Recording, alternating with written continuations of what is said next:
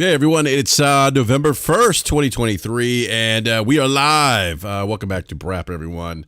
Great to see everyone here in the live chat. What's up, LightX?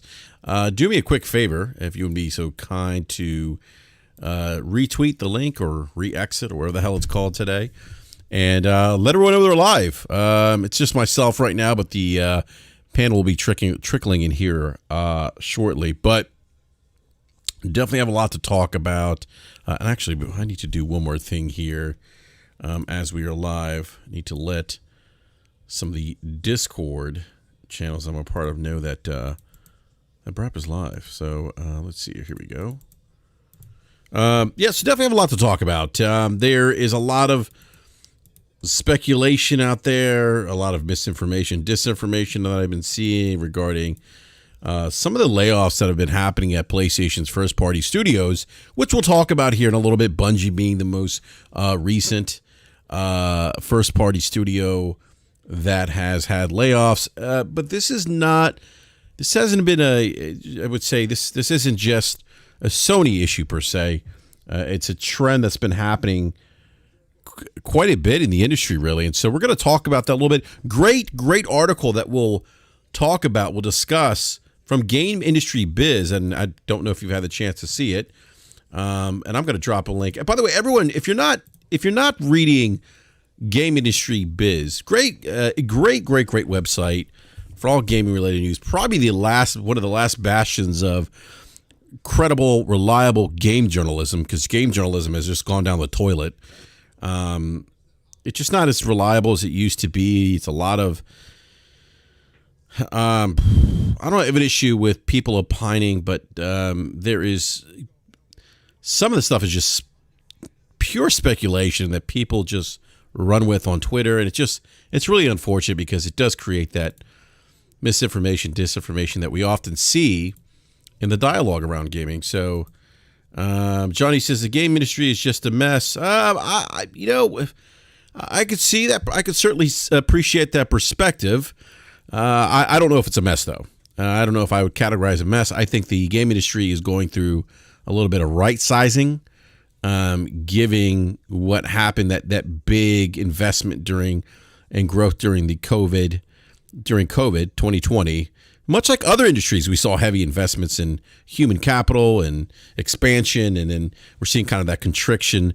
I said constriction. I meant to say contraction in economies. And obviously, look, I mean, industries aren't immune to what's going on in the Ukraine and energy prices going up, food prices going up. Those have direct impacts to human capital. And you think about the cost of living and things like that. So, but we'll talk about that a little bit later on. I'll talk about Alan Wake. Alan Wake 2, is that a Game of the Year contender? That has released to critically acclaimed reviews by many of those who reviewed the game. And Slow-Mo Backslap's playing the game. Hopefully Slow-Mo joins us this evening. He had a rant this afternoon that was very, very, very, very passionate, I might add.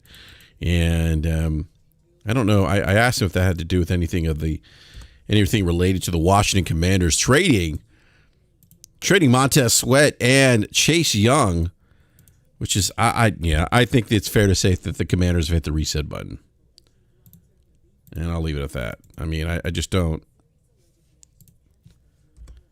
I think they should fire head coach Ron Rivera, or at least get rid of Jack Del Rio at this point. The defense just is totally underperformed. You look at, that where they have finished previous years and where they are now. It just hasn't been a good year for the Commanders' D-line. So, all right, here. Give me just a second.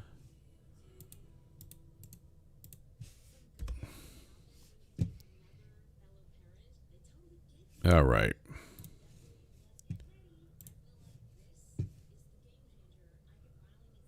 What's up, Hunter Iggy? Light says Bungie layoffs are a bit surprising, but it's true that they missed their target by over 40%. That is wow. Yeah, and anytime you miss revenue targets like that, there's going to be RIFs, reduction in force.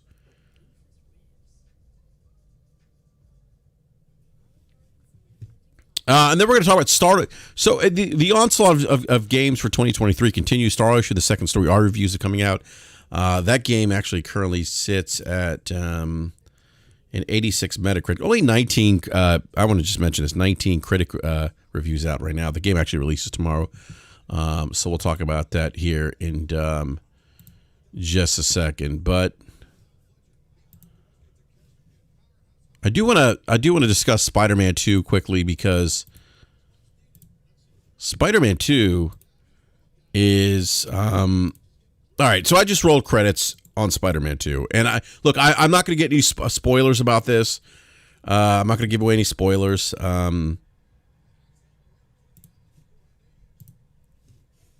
got to say though that this is one of the best games that I've played this year. This may also be a year where well, I should say year, but this may also be one of the best superhero games, adaptations of a superhero video game that I've ever played. I mean, like, seriously, Spider-Man 2 is really that good, in my opinion.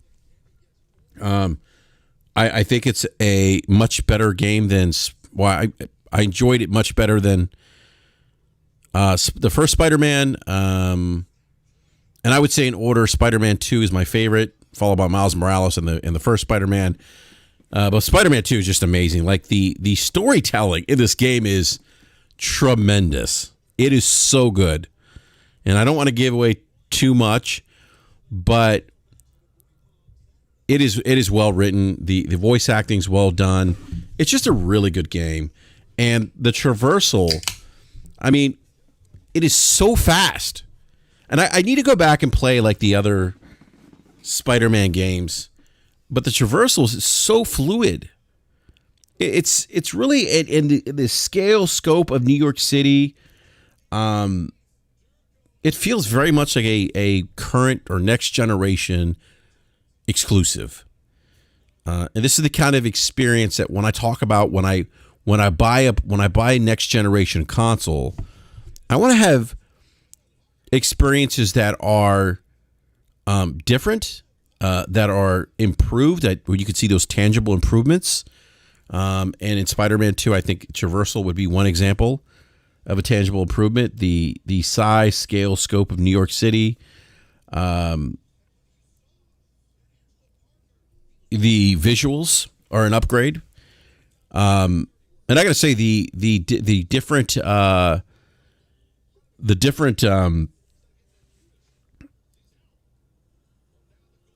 different performance modes that you can choose between are really like you have the performance mode, and then you have fidelity mode with VRR, and you can select, you're set at 120 hertz.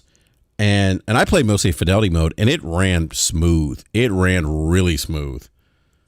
So I'm excited to see what Insomniac's going to do with Wolverine, but they have done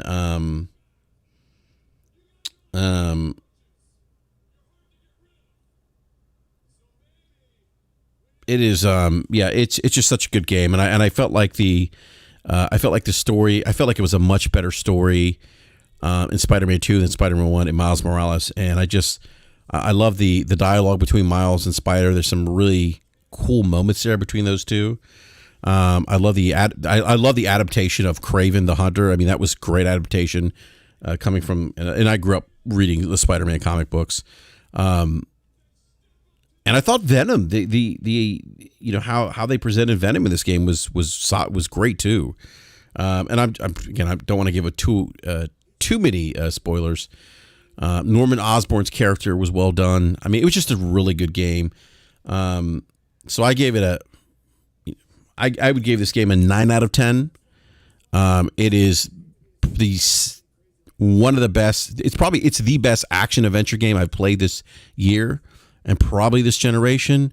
But in terms of my own personal game of the years, I still have Baldur's Gate 3 as my game of the year, with Spider-Man behind that. So I would rank my top games that I've played as, in order, Baldur's Gate 3, Spider-Man 2, Legend of Zelda Tears of the Kingdom, Final Fantasy 16, and then Starfield after that.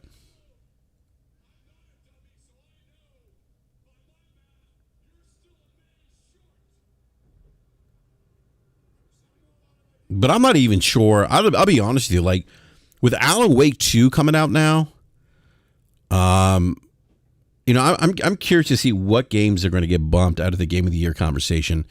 I would say at the Keighleys, at the VGAs. It's going to be interesting. I definitely think Baldur's Gate 3 is going to be in there. Spider-Man 2 will get in there. Tears of the Kingdom will get in there. And I would say, I'm sorry, Phantom Liberty. The Phantom Liberty DLC, Cyberpunk DLC, is phenomenal. I really enjoyed it. Very solid experience. Real quick, want to welcome Falky. Falky, great to see you, sir. How are you? Oh, doing well. We made it to another day. Yeah. So, sun is shining. So it is Thursday there, right? Yes, it's just afternoon on Thursday. Okay. And the world is still the same shit show it was yesterday. Yes, for 2 wars, rising energy prices, that kind of shit, right? Yeah, and still no idea who's going to be in the Game of the Year nominations. Exactly. Hey, real quick, I just want to get sound check. Can everyone hear Falky okay? Because I'm hearing you a little faintly there, Falky, but I just want to make sure that... you're a little low for me, too. Okay. Sorry. There we go. There we go, Falky. There we go. Sorry. All right. All good. I keep forgetting I've got this new headset with this thing on, so... Oh, no worries, Falky. But no, great to have you on. I mean, you're literally on the opposite side of the globe from me, and it's always great to have you on. So, hey, Falky, what do you know? It's interesting as we talk about the inflationary dynamics that are at play here when you have two ongoing conflicts in the world. Rising energy, rising food. Still, amazingly enough, the GDP numbers for the U.S. Q3 exceeded expectations. We had 4.9% growth here, GDP. I don't know what's happening here in the U.S., Falky. I'll just I really don't know this economy, and I don't mean to turn this into an economic discussion, but this economy here in the U.S. is been very resilient to some of the inflationary dynamics that have hit Europe, and yeah.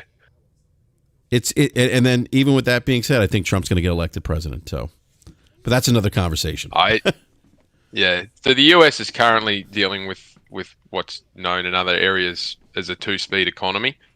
So where the inflationary factors are hitting the hardest and the levers they're pulling to try and rein it in, they're sort of isolated away from the other things that are driving GDP, but don't forget the US also considers a lot of its military industrial complex as part of its GDP. So when you're technically involved in 2 wars by selling stuff, not by participating in it, if their GDP was down, I would be questioning whether they're doing it right. But yeah, you're we right. Have a similar. Australia's got Australia has a similar issue.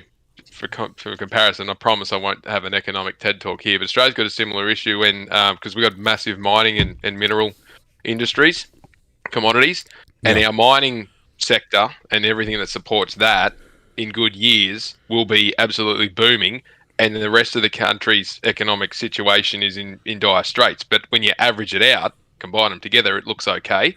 When the mining drops off, everything else tanks off further. That's when Australia ends up in these big, potential recession points. And it happens in a lot of different countries, particularly where they got major export, some kind of major export, and it's doing really well, and the rest of the domestic stuff is doing really poorly. Yeah, no, that's a great point, Valky. Also want to welcome Kofi, Creative Kofi, who actually lives in my hometown, which is really cool. So what's up, Kofi? Thank you for joining us, man. I really appreciate it. Yeah, man. Thank you for multiple invitations. I know I was a little bit busy these last couple of weeks, so I really appreciate you not forgetting about me because I'm glad to be here. Hey, you know what, man? I was like, let me. We tried to get you on last week. That didn't work out, but I said, let me get you on. And I wanted to get you on because there's a certain game that's being reviewed that comes out tomorrow. So I wanted to talk to you about that. Before we get to that, though, I do want to welcome B Money 101. B, what's going on, man? What's going on, fellas? Hey, B, great to have you on, man. And look, just treat Montez Sweat well, man. That's all I'm asking. Hey, man, we're gonna do our best. Yeah. Were you surprised by that trade, B Money? I've been meaning to talk to you. I know we talked a little bit about it on the BRAP DM, but were you surprised by that? Because I was like, I thought they were going to get. Well, they eventually did trade Chase Young, but I thought Montez Sweat was going to stay. I'm really surprised by that. Yeah, I think Chase Young was our main target.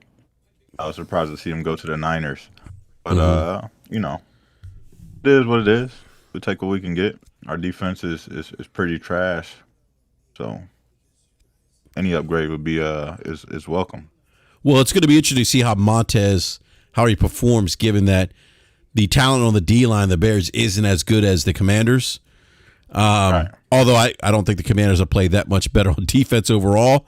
So that's going to be interesting to see how that plays out. Yeah. So, all right, B. But no, man, great to have you on. All right, so real quick, I do want to get to a topic here. This is actually why I want to have Creative Kofi on. And by the way, everyone, please hit that like button if you have done so already. Helps the show. Really appreciate the support, as always. Shadow Neil says Halo Season 5 is fire. Yeah, Shadow Neil, I got to go back and play Halo Infinite. I've been meaning to. I just was caught up playing Spider-Man 2, which is, as I mentioned, a really, really good game. So, all right. So, Kofi, are you buying Star Ocean the Second Story R? Absolutely. And I pre-ordered it as soon as it was announced, and I cannot wait. I'm sitting on the edge of my seat already, and I know it hasn't even been shipped. So, I'm just so thankful that I didn't spend time going through the first remake. You know how it was remade on PSP, and then it was there is a Japanese version, and I had purchased that, and I said, okay, I'll revisit it, and I just kept getting pushed and pushed until this announcement. So I'm not burned out on it. I'm gonna play as much of it as I can. So I'm just so excited, man. It's crazy that they're finally giving it the treatment that it deserves. I've seen a lot of advertisements for it. It's nice that there's a physical version that that's what I'm ordering. Mm-hmm. So doing it justice is how I'm feeling. And the reviews, of course, are glowing. Not that I really cared about any individual review, but it is nice to see that it looks like they paid a lot of attention to detail. Mm-hmm. One thing that was a highlight to me is there's a completely new studio that developed it. And I might have mentioned this before on your cast when the announcement first happened. I was very salty when I first saw that Tri-Ace, the original developer, was not making this game. And I thought, why would they do this? But of course, upon more research, I found that most of the original creators under Square Enix just made a new team specifically to work on this game. So then my frown turned into a really big smile because they're all back. The original composer, a lot of the designers, a lot of the story writers. They just, decided to have a new team, I guess, name or umbrella under Square Enix. So it's going to be great, I think. Yeah, and right now it's sitting at an 86 Metacritic. Yeah. And read one of the reviews here. Noisy Pixel said, in summary, Star Ocean, the Second Story R is a testament to the enduring legacy of the Star Ocean franchise, catering to both newcomers and devoted fans. While the narrative might have its shortcomings, the game compensates with an enthralling customization, eye-catching visuals. The visuals are they are eye-catching. I love the visual aesthetic in this game. Endearing character relationships and extensive replayability. The engaging combat paired with a splendid soundtrack adds an extra layer of enjoyment. This remake successfully maintains the essence of the original, cementing its status as a revered title in the realm of JRPGs. Here's hoping its direct sequel, Blue Sphere, receives similar treatment. Also, for those wondering, yes, the Bloody Armor is here and as broken as ever. So that was one of the reviews for the game. Now, it's I should mention it's the PS5 version is at 19, based on 19 critic reviews, at an 86 Metacritic. PC is an 85 based on 4 critic reviews, and the Nintendo Switch. I'm thinking about Kofi maybe picking this up on the Switch. Wow. Because I feel like this is a game I would enjoy just like laying on the couch and playing. So I may go the Switch route with this game, but 14 critic reviews for the Switch version, and it sits at an 86 as well. I'm trying to see. Great to hear. Go ahead. Can I just jump in and ask a question of the wise one, Kofi?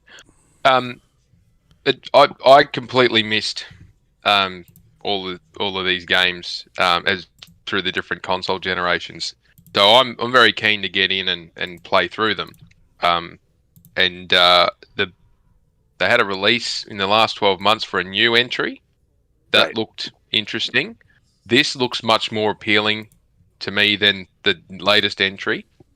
Do they sort of hold a consistent story piece, or are they completely individual games like a typical Square Enix game is?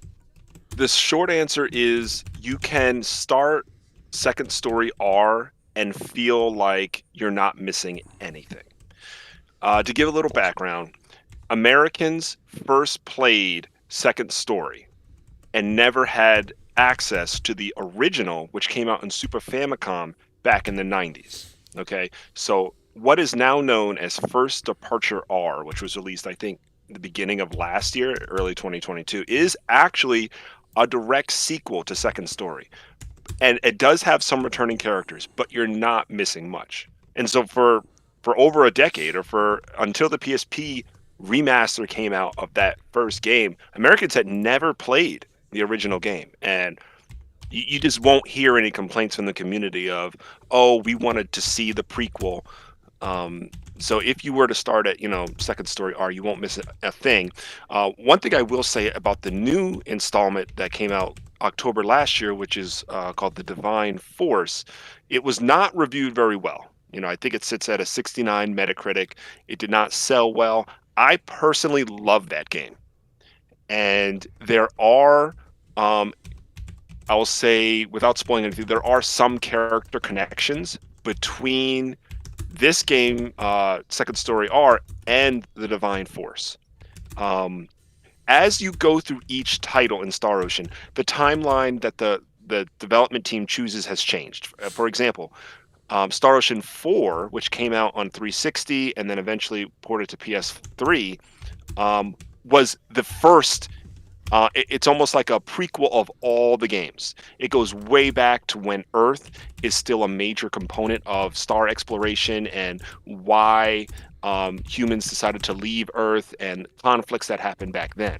And then Till the End of Time, which came out before Last Hope, that's Star Ocean 3, takes place after. So they jump around all the time. And typically, the storyline has not been linear by release since the original 2 games. So it does get a little convoluted, in describing all that. So in my opinion, I would say start with the one that jumped out at you, Second Story R. Yep, absolutely.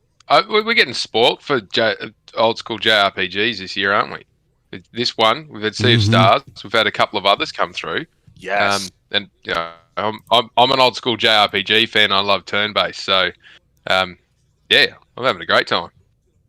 Yeah, Octopath Traveler 2 is amazing. I wanted to give a quick shout out to Falcom. I just got the platinum in the new action RPG they released called East 10 Nordics. It just came out in Japan on the last day of September, and it is awesome. I thought the character writing is some of the best we've seen of Adol and Dogi. They're always adventuring and crashing their ships and getting wrecked on an island. Well, this game takes the Viking lore and throws a complete spin on Adol's adventures and giving you like an open world map, and you have a boat almost like Wind Waker, Legend of Zelda Wind Waker, and you'll find an island and you just start to uncover secrets and what's going on in this region. There's a new female lead, so this game is unique because there's no party system. You just have Adol and his partner. Her name is Karja. And between the two of them, they have, combined arts, and then they have their original arts. I just thought it was a really fantastic game. So I rarely ever play a JRPG twice in a row. I did it for the platinum in this game. That's how good it is. The last time I did that might have been like literally 20 years ago, like Final Fantasy VIII or something like that. So definitely excited for when that gets localized. Hopefully it's next year, like late next year. Falcom's a little slow, but just wanted to give a shout out to Falcom for that goodness. Hey, Kofi, you're importing these games, right? I am. If anybody is curious about where I import and how expenses work, I can share that kind of stuff because there's affordable ways to do it and not paying ridiculous shipping fees and the like. Yeah, because that's what I was thinking. Like, I would imagine the shipping fees probably aren't cheap, but no, that's awesome, man, and that's why I wanted to have you on the show again, Kofi. Especially because this game's coming out tomorrow, and I do remember us talking about it a couple shows ago. I think maybe the last time we had you on. Yeah, I'm trying to think. Really quick, I think the last time maybe it was around Final Fantasy 16's release. I still love that game, but there's just like Balky said, there's a lot coming out this year. There is a DLC releasing, I think, in 5 days for Tales of Arise. That's right. Yeah, I forgot about that. And it's really cool that in Japan there's a physical version of the game that includes the DLC, like a complete repackaging. So that is also on the plate for me. So, and then I'm still playing Sea of Stars. I'm actually not done Sea of Stars yet. I need to play that, man. I've heard so many great things about Sea of Stars. We had Colin Moriarty on. He was singing its praises, and the reviews for that game have been solid. I haven't had a chance to play it, but it's on my wish list. That was a great episode, by the way. Oh, thank you. Yeah, listen to Colin on here. Yeah. Yeah. No, thank you. Yeah. It was. Good work on that one. Yeah. No, thank you, Falky. I appreciate it. It was a great show. Very insightful. So, real quick, I do want to introduce Game Logic. What's going on, Logic? Not much, guys. How are you? Doing well, sir. And then the great Gaming Forte. How are you, Forte? Tired, but I am here. I am alive. I am well, and it's great to be here with you guys. So, what's up? Forte, is Slobo okay? He was very fired up this afternoon. Oh, he's always fired up. No, he was extra fired up. Like man was having a meltdown because he was having. He was mad because the game it started out too slow. When we talk about Alan Wake 2, man, the game is too slow. I wish I was being attacked. I wish they didn't show me the best parts of the game in the trailer. Cyberpunk, it was very exciting in the beginning, but then I like games like Horizon Forbidden Bore, and and that game is I'd rather play that. Whoa, you say Horizon Forbidden Bore? I was gonna say that game's amazing. That game's amazing. Man, listen, everything about that game is amazing, but never mind. Look, it's by far the best looking game that PlayStation has ever made. Look, let's keep it at that. Look. Go ahead, Falky. I'll go part way down that pathway with you, Forte. They are horrendously slow starting games. And unless you're used to reading novels with slow starts, Horizon Forbidden West and Zero Dawn both had horrendously slow starts. Exactly. And that was the whole, and that's the only reason, and I always tell people, I didn't beat the games. I didn't endure like some people out here. I just couldn't do it. It felt like Aloy had no soul, and not even Aloy, some of the characters too. Aloy's a little dry. Let me tell you something. That game is a showpiece. Like, if you want to hook it up to your TV and let somebody see, like, dog, come look how amazing my new TV is, and you put that game on, they're gonna be like, wow, that's a good looking game right there. Just doesn't have no soul, man. That's the only thing about it to me. I don't. In my opinion, at least. But slow mo, I disagree. But yeah. But slow mo, yeah. He's mad at Alan Wake for being slow. But guess what? He beat Starfield though, and that's slow too. Yeah, Starfield starts off very slow. But it's funny. Like you mentioned the reviews, because we're talking about the reviews of Alan Wake 2, and they talk about some of the reviews talk about the game starting slow. But Alan Wake 2, I mean, visually it's one of the better looking games from what people are saying. this generation. That does have path tracing for the definitive version, which is the version everyone should be playing. I say it every week on the show. If you're gaming on console, you're doing it wrong. You just need to upgrade to PC and just join us. Elite status, S tier status. Get yourself a PC. You're not a real PC gamer if your PlayStation or Xbox ain't got dust on it though. That is true. My PlayStation just got the dust taken off it with Spider-Man 2. And it's funny you say that. It's funny you say that, Forte, because I was thinking, you know what? Now my PlayStation gonna be collecting dust again because I beat Spider-Man 2 days ago, and I'm like, yo, what am I gonna play on this thing next? It's basically empty until Final Fantasy comes out next year. Wow. In terms of exclusives, that's all I play on PlayStation. Yeah. That's all I play. That's the main reason I have a PlayStation, is just for the exclusive games. Everything else I either play on Xbox, but mostly I've been playing on PC lately. Yeah, I don't even have an Xbox anymore. I know. Shout out to the 3 Xboxes I sold you, and you ain't got none of them no more. No, actually, I don't have one in my gaming room. My kids have one, but I don't play Xbox. This man nerded out and had me get him 3 Series X's, and he got only Series X. Wow. No, not three. No, I got 1 Series X and 1 Series S from you. But you bought an X separately, right? Yeah, I did. Another one. Okay, so 3 Series consoles, and you only got what left now? I only got 2. My son has one in his room, and then my kids have one in the living room. And the only thing how badly did you get? Huh? How badly what? How badly did you get burnt when you flipped them straight away? Not too bad, because I actually got a good trade-in deal for GameStop. What was it, like 402? I forget what it was. It was something like that. What did you trade it in towards? Cash. What? Yeah, I got the cash, and I forget what I did with it. My God. It went towards something else, man. I forget what it was. I can't with y'all. Yeah. I can't. Paying off that loan for the TI 4020 or whatever it is. I feel. I just don't feel right trading my stuff in for cash. Maybe it wasn't cash. Maybe it was credit or something. No, it's too credit. late. It's too late. You done already went down there. No, I did not, Forte.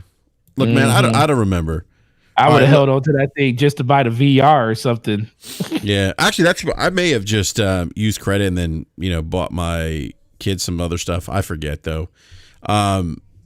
But and then Forte, you know what I just realized, man? I've gotten a lot of stuff from you, man. Like I've got the Nintendo Switch, the OLED from you, right?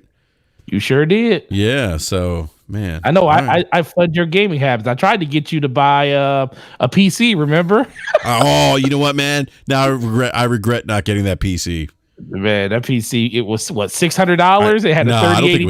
Was it? I thought it was 800. Oh yeah, 8. It had a 3080 Ti. It had an i7 9700K in it. It had 64 gigs of RAM. Had 2 NVMe. I was like, "You better buy this," and he was like, "No, man, you trying to." I was like, "Okay." Somebody got real lucky and bought that thing for $800. I bet it was clearance now, 75% off clearance, and that day that computer was on it. That was a $3,300 computer. Yeah, it was a great deal. Great deal. So Alan Wake 2 is currently set at 89 Metacritic. That's based on 57 critic reviews. And I know Forte said he was bored. It's also sitting at 89. Oh, I wasn't bored. No, not you. I'm sorry. Slow-mo said he was bored. I'm sorry. Not you, Forte. He complained and cried on the whole stream about it. He said he almost fell asleep. Did you hear him say that? He said I even nodded off. You guys didn't even realize it. No, he said I almost nodded off, and then he said the people was in the chat said, "Slow-mo, you playing? You actually enjoyed the game." He was like, "Oh, you must have fell asleep in the stream while I was playing it too, because you definitely ain't seen me say anything like that." Oh man, it's so funny, man. So here are some of the reviews. Greatest year in gaming. Yeah, Dextro, if I would pronounce that correctly. Gave the game 100, said circling back to everything that made the originals shine while adding not only new gameplay innovations, but captivating new characters.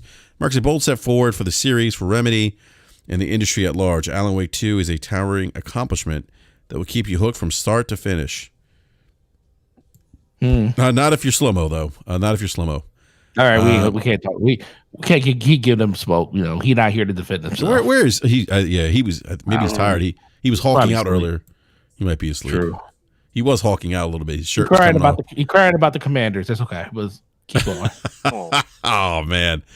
All right. Let's see here. I'm trying to look at some other more reputable sites here. It's just to touch on that and to shift it over though is it all feeds into the conversation. There's so many different types of games this year, so many different genres, so many different new IP, old IP, remasters, remakes, all the rest of it.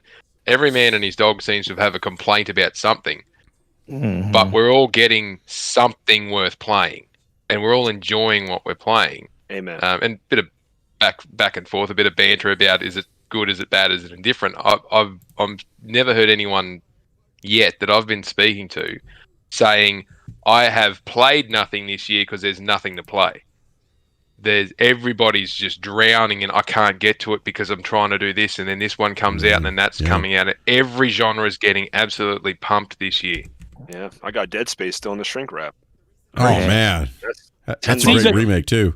Oh man, see and thank God I didn't buy that game at the beginning of the year. That's like my fourth favorite game of all time, the first Dead Space, and I didn't buy it because I was like, guess what? That thing is made by EA. It's going to be an EA play in 9 months. I ain't buying it because I know I ain't going to have time to play it. And guess what? You speak just why I didn't buy it, because the fact that yours is still in shrink wrap. Yours is still in shrink wrap right now, and you bought that thing on day one for $70, and now it's available in Game Pass or EA Play on PC. You see, that's what I be talking. See, I'm not trying to. And this is the thing. There's games that you go out and you buy day one just because you know you want to go out and buy them. But I am so done with just buying games and just saying, oh, maybe this game might be good. Maybe I might want to try this game out. No, man, there's too many other games out here. So I only buy the games that I absolutely know I'm going to put in my system right then and there, because if I wait long enough, a lot of these games that we kind of skip over and we're saying, oh, we'll get to it sooner or later, they're going to be on some type of discount, or you'll just forget about it. Probably like you did with that Dead Space that's sitting in that shrink wrap right now. You forgot all about that game until you looked over there, was like, man, I need something to play. Oh shoot, I still got this here in shrink wrap. I gotta question your truth on that, Forte, because don't you subscribe to Game Pass? I do. And I still didn't. I played it on PC Game Pass. Yeah, well, my point is you pay $17 a month for access to content that you but guess what? You say you don't have time to play. No, guess what? Oh, what you mean? No, because I still play. No, well, first of all, I have 3 years of Game Pass, sir. I have a company that gives me codes every year, and I don't pay for anything. Okay, all right. So you're like these journalists who make commentary on games when they get their games for free. I get it, no problem. You'll never hear me say nothing like that. Sir, why you up here trying to be messy all of a sudden, trying to put words in my mouth? I hear where you trying to go with this, but that is definitely ain't the case. Guess what? It sounds like there's some bias here, Forte. No, it sounds like it is. But guess what? Before Game Pass, there was an EA Play, Pro that was on PC. And guess what I did? Have that. And guess what I had before Game Pass? Whenever there would be games that would come out on that, like when Star Wars Battlefront 1 and 2 came out, your boy subscribed to that full service to get it a week early for $100 and got both games. Hey, Forte, I'm actually subscribed to EA Pro on PC. That's one of the subscription services that I feel like is actually a good value for me. Because as long as you can find 2 games, find 2 games, that's all you need to find. Madden, FC 2024, Star Wars, and there's another game there that I played. Dead Space. The service is paid for itself. Yeah, and I'll play Madden because I'll play it with my kids. And I'll play football. I'll play soccer with my kids. I wish they brung a PC, the console version of EA Play Pro, because that's the only thing that's not on console is the ability to just pay for that $100 version that gives you the full game, day one, like it is on PC. So if they ever made that a console thing, I think a lot of people would subscribe to that, other than what they're doing right now with just, if it's in Game Pass, you get the, you got to have Game Pass Ultimate and you'll get whatever's in their vote. But even that's a deal. If it's games you could wait for, then just wait for. I'm not saying wait for to play games, but if it's the game that you don't truly care about playing day one, which a lot of these people, when you like listen to them talk in the community, is like, oh yeah, that game's gonna be fire. It's like, yeah, I can't wait for that game to come out. Then you never see them play it. And then once it hits Game Pass, it's like, oh man, I'm glad it's in Game Pass. I can finally play it. I was like, you was never gonna buy that game in the first place. You were just waiting for it to go into a service. So just be honest with yourself. Yeah. Well, as we talk about the onslaught of games, November is going to be another big month. Call of Duty's releasing this month. RoboCop, Rogue City's releasing. I actually might pick that up because nostalgia is a hell of a drug. I do have a question for you before you get started. That topic that says is PlayStation in trouble. What about it? That topic. That topic is mostly about Bungie, right? Please tell me it is. It is about Bungie and the narrative that people think PlayStation's in trouble. Oh, okay. I just want to make sure because I have a lot of smoke for Bungie on that one. Bungie, you know how I feel.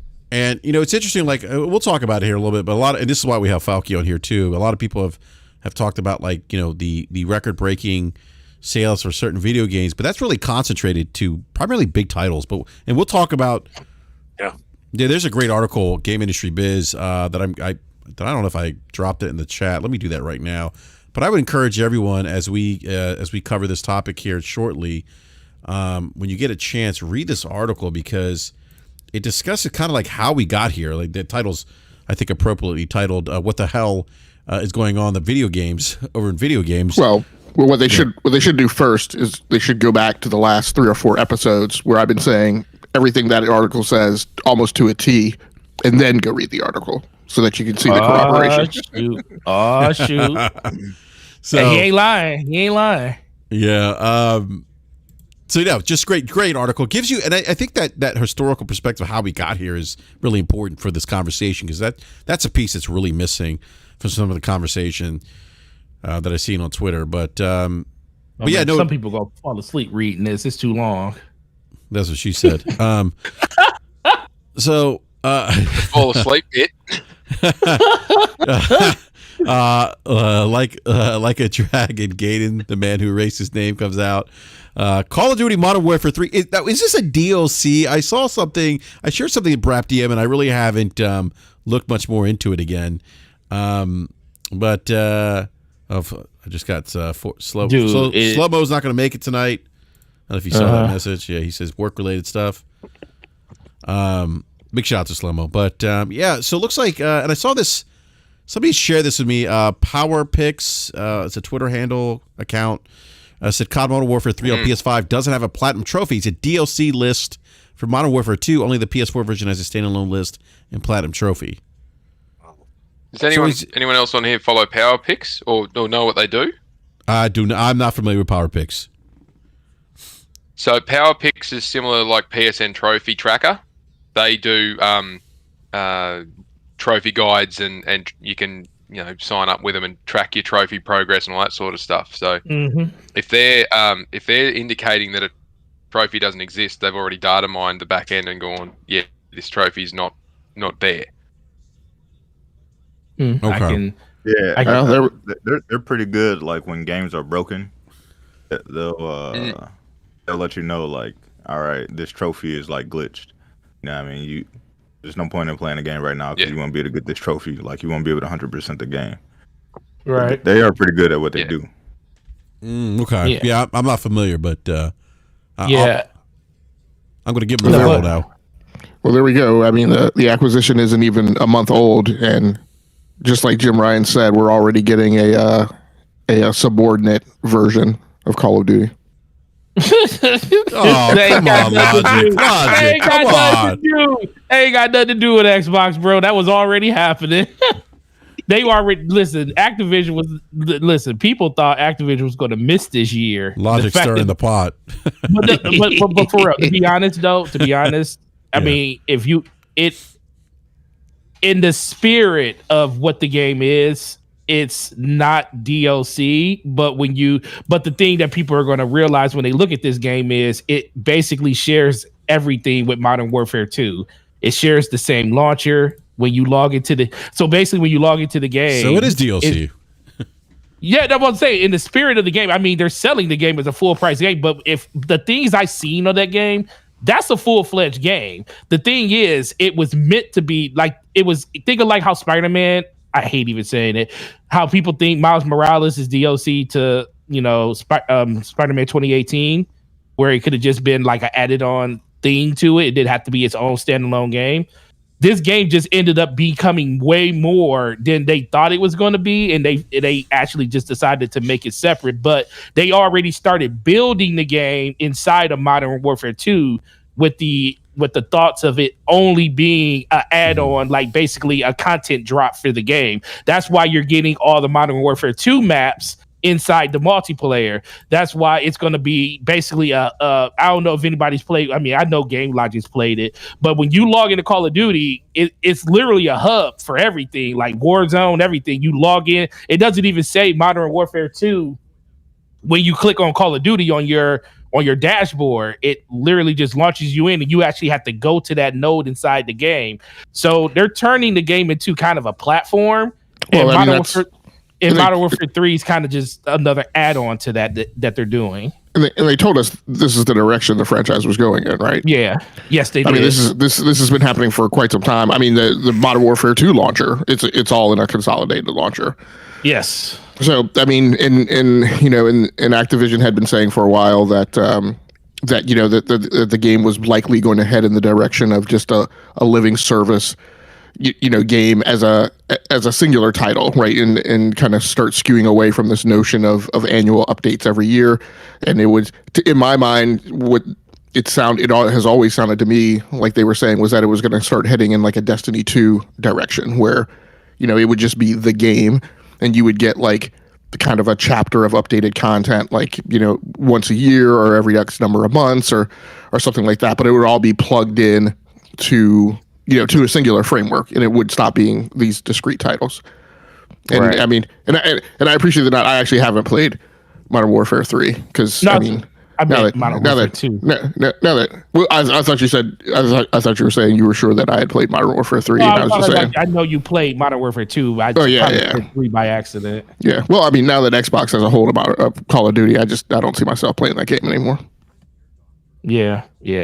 I'm just messing with you, Forte. You saw it just skipped over it. Yeah, Logic's been. He was hanging out with Slow-Mo earlier today, I think. Listen. That's how you got to deal with. Just like I deal with Slow-Mo, you deal with a troll. You just like ignore it and just keep going. Just don't let it bother you. But no, but that's the thing that a lot of people just got to realize that like. How long it took me, like 5 minutes to figure out where the campaign launcher for because I went through the Modern Warfare 2 campaign because I wanted to beat it before 3 came out, and I did that like a couple weeks ago.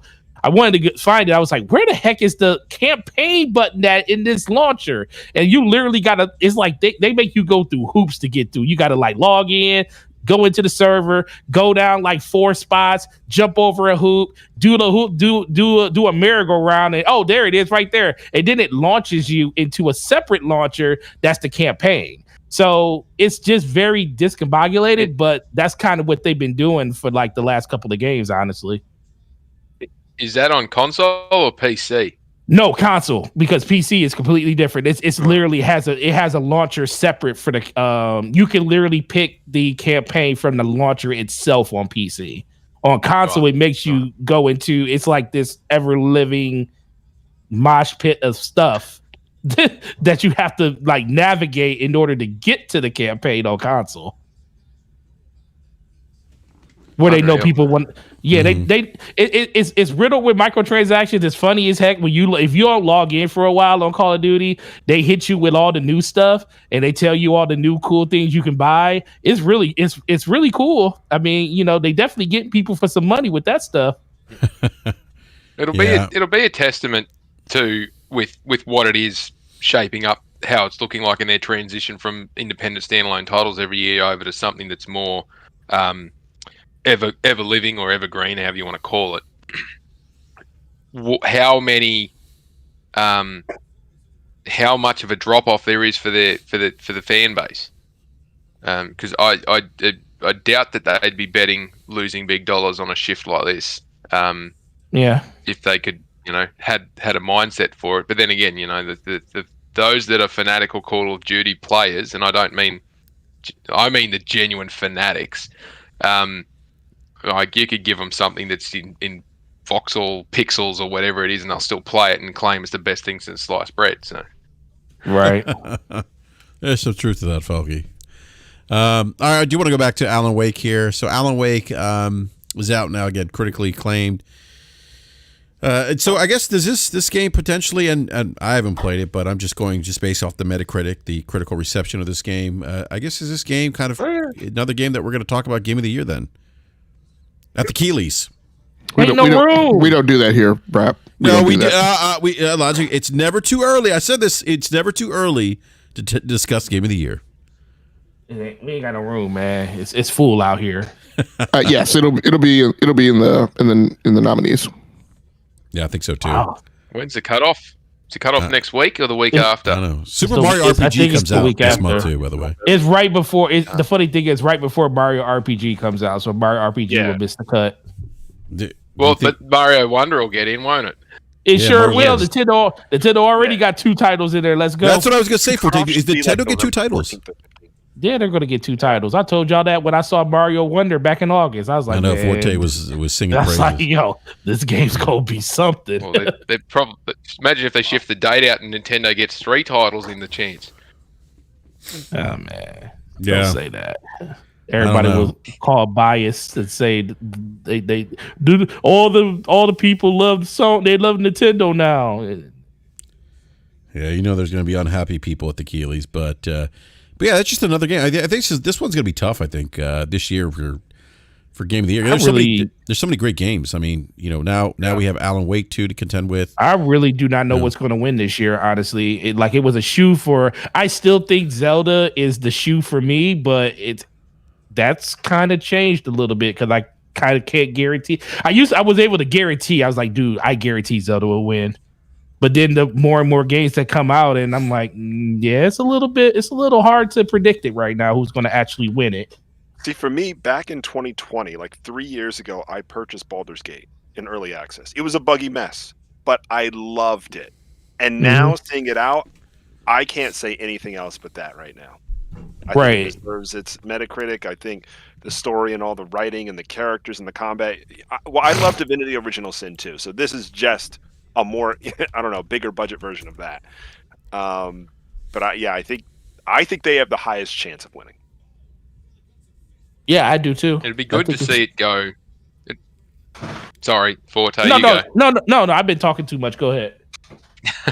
I decided it'd be good to see an independent studio get it again. Like Hazelight got it for a cup last year, or the year before. Was the year before, I think. That was brilliant. It was a great game, and deservedly so. It'd just be really good to see, like Baldur's Gate 3 or Alan Wake 2 or something like that, get up there and win it again, because it just underlines that you don't need to be a first-party, multi-billion-dollar supported studio to make a great game. Yeah, but that's what people want, though. Unfortunately, they think those games grow on trees, and they don't. Well, I mean, I Baldur's Gate 3, and I said this on the show, is my pick right now. Spider-Man 2 is up there for me as well. How many hours? Spider-Man's going to get it. I need to get back in. How many hours do I have in what? In Baldur's Gate. 60-something hours. Ooh, look at you. Nice. Actually, I tell you who might be a dark horse for getting a nomination and maybe getting a win is Dredge. Starfield. Dredge? No, Dredge. Oh, there we go. Is that the indie game? Yeah, the indie fishing game. That thing is this absolute sleeper, and I reckon it'll do something very similar to Stray. It will pop up because all the media people that are on that panel love that game, and they have it. All of them have it in their top 5 games of the year. So that's the dark one to watch out for. Yeah, but I'm thinking Sea of Stars is going to get in as the token indie, and I think even though I think they're going to bypass it, I think they're going to I think they are going to bypass the fact that Baldur's Gate 3 is technically an indie. And so the reality is you're going to have 2 indies in the nominations. And I think when they see that, when they understand that that's what they've done, I think that's going to cause them to not put Dredge in there. But I could be wrong. My guess is the nominees are going to be Baldur's Gate 3, Tears of the Kingdom, Spider-Man 2, Sea of Stars, Alan Wake 2, and the 6th slot, and this is going to cause great wailing and gnashing of teeth and great Sturm and Drang. That 6th slot is going to come down to a fight out between Starfield and Final Fantasy 16. What? Are you tripping? The only qualm I have with Sea of Stars is last December, which would put it in for competition for this competition, is Chained Echoes, which at this point I still enjoy more than Sea of Stars. Yeah, my only thing is, I'm sorry, go ahead.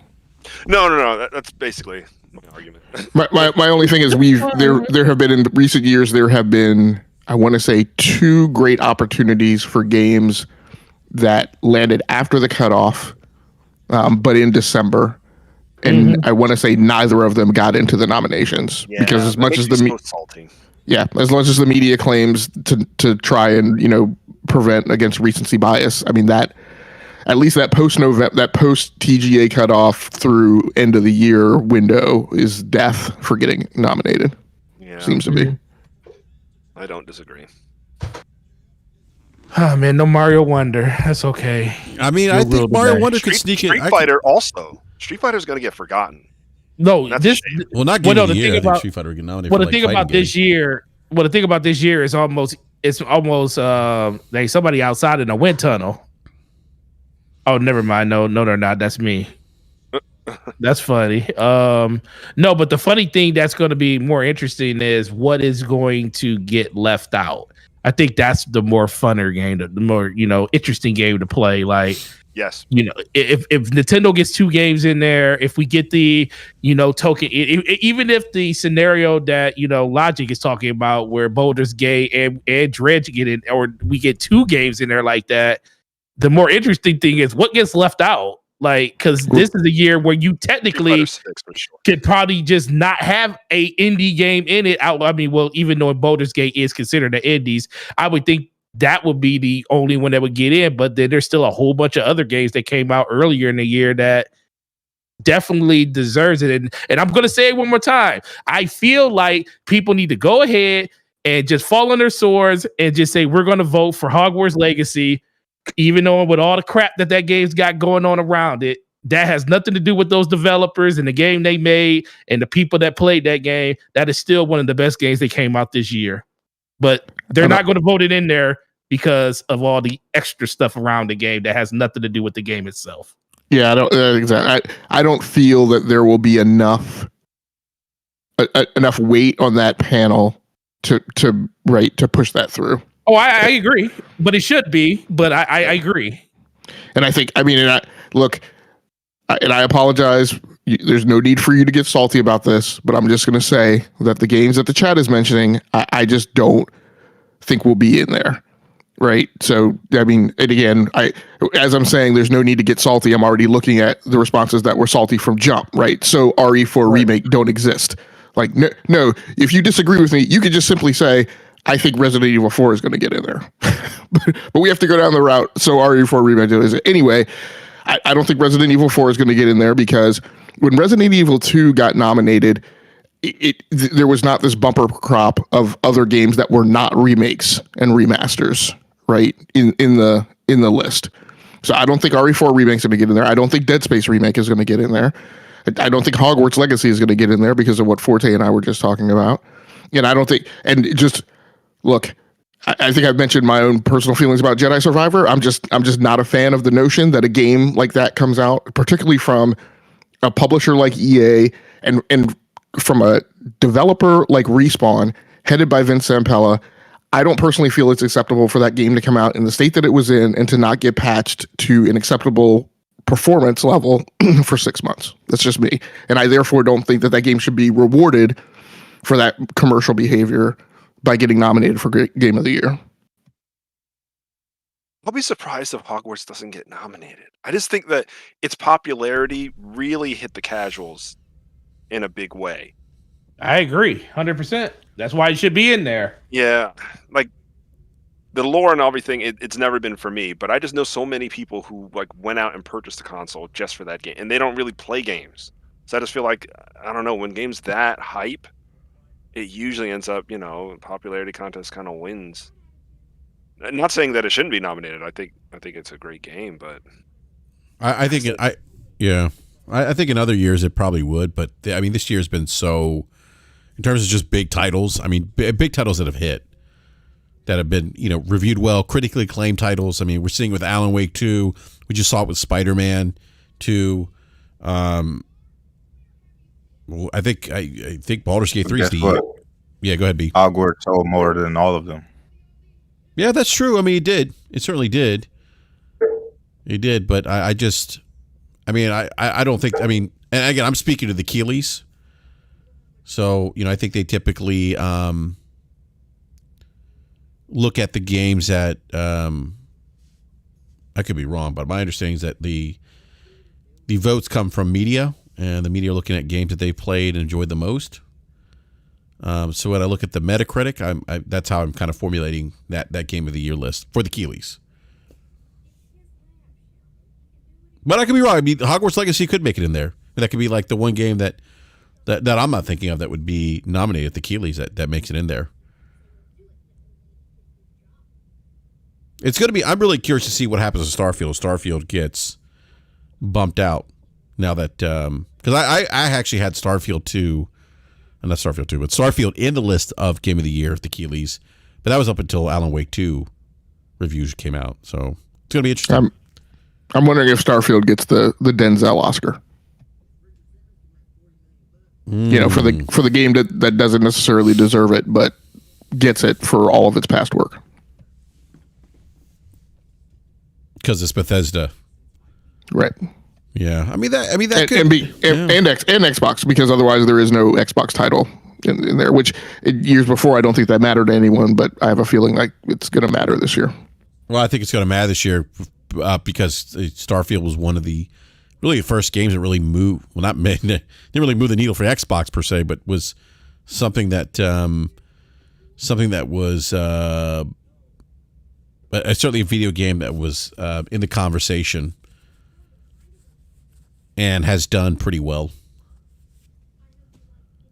Yeah, we have, like I mentioned on the show before, on my own show, we don't do GOTY nominations. We do this thing called Gaming Superlatives, and we have these 14 categories for games that are outstanding for different reasons. But it also includes events and publishers and things like that. And one of those categories is, game most likely to be in the public zeitgeist beyond like the gaming community and the gaming public. Right. And Starfield is one of those games that like transcended the gaming conversation. Like normals know about Starfield. Yeah.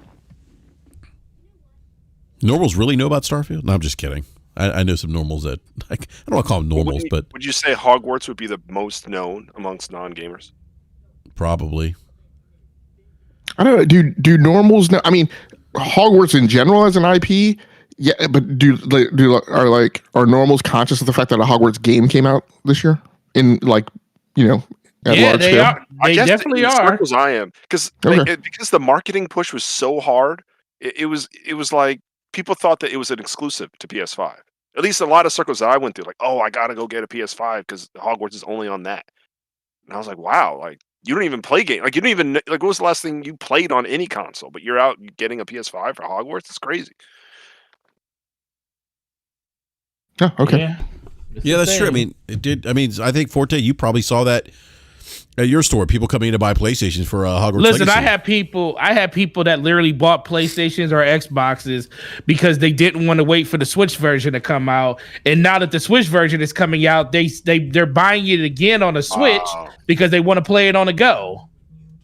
So it's it's like one of those. It's like the only reason I know about that is because they delayed the game so many times on the Switch that it was like kind of hard to keep up with it. And people were like, "Oh, when's it coming out on the Switch?" I was like, "I don't want to wait till November. I'll just get an Xbox or a PlayStation and buy it that way." And then they would come into the store and they say, "Oh yeah, I want to pre-order for the Switch." I was like, "Oh, you already got the game." He said, "Yeah, I want to play it on the Switch too, though." And I'm like, "Okay, that's the thing, man. Game ain't done selling, man. It's going to be the most sold game this year. By the time the year is up, for the most part, probably more so than Call of Duty. It has a chance.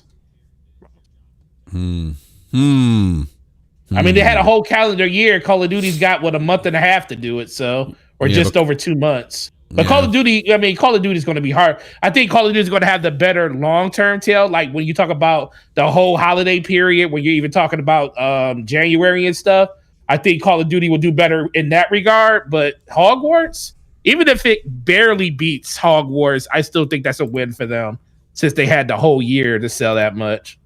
Yeah.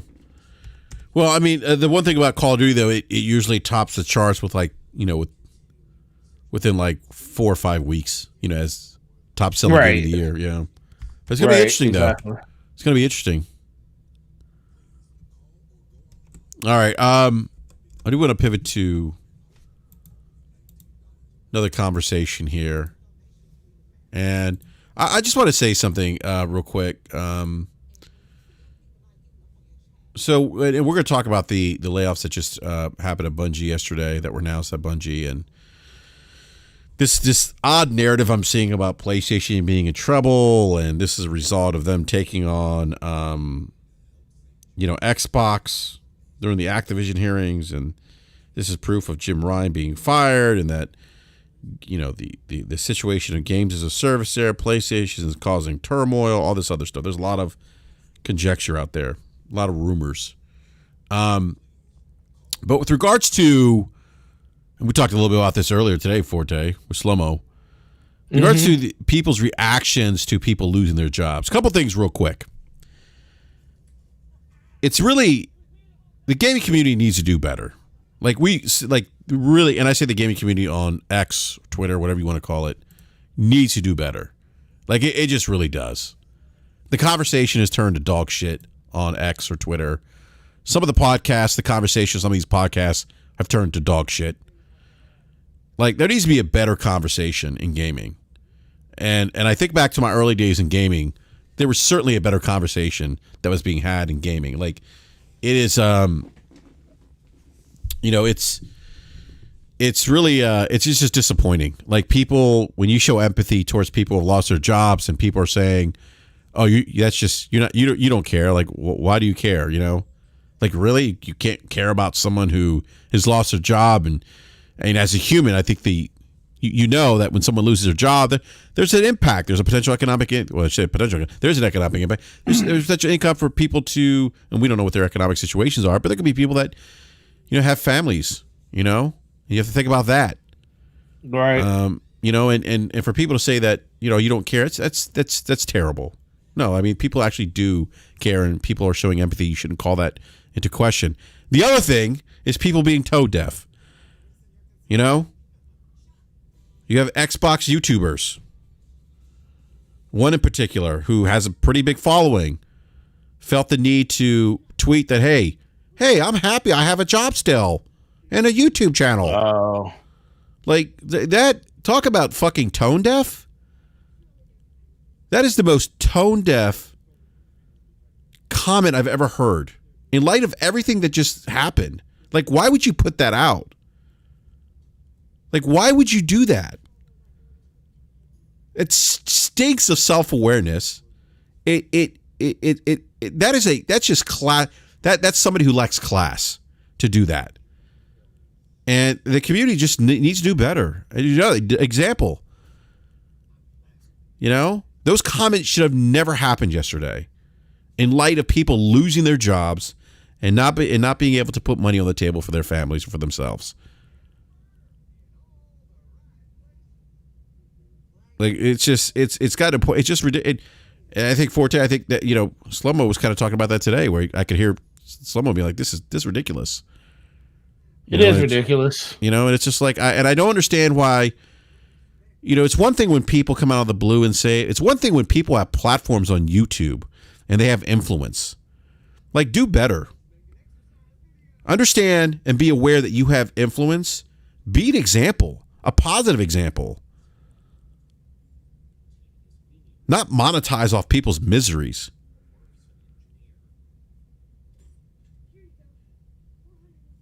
I mean, it's just ridiculous. I've gotten to the point I'm just tired of it. And it's like there's no accountability because people don't want to hold people accountable for misbehaving or doing things that are, disingenuous or toxic. They don't want to, because all over brands. Doesn't make any sense to me. But I do want to go to the Bungie thing. So Bungie did announce yesterday that they laid off 100 employees.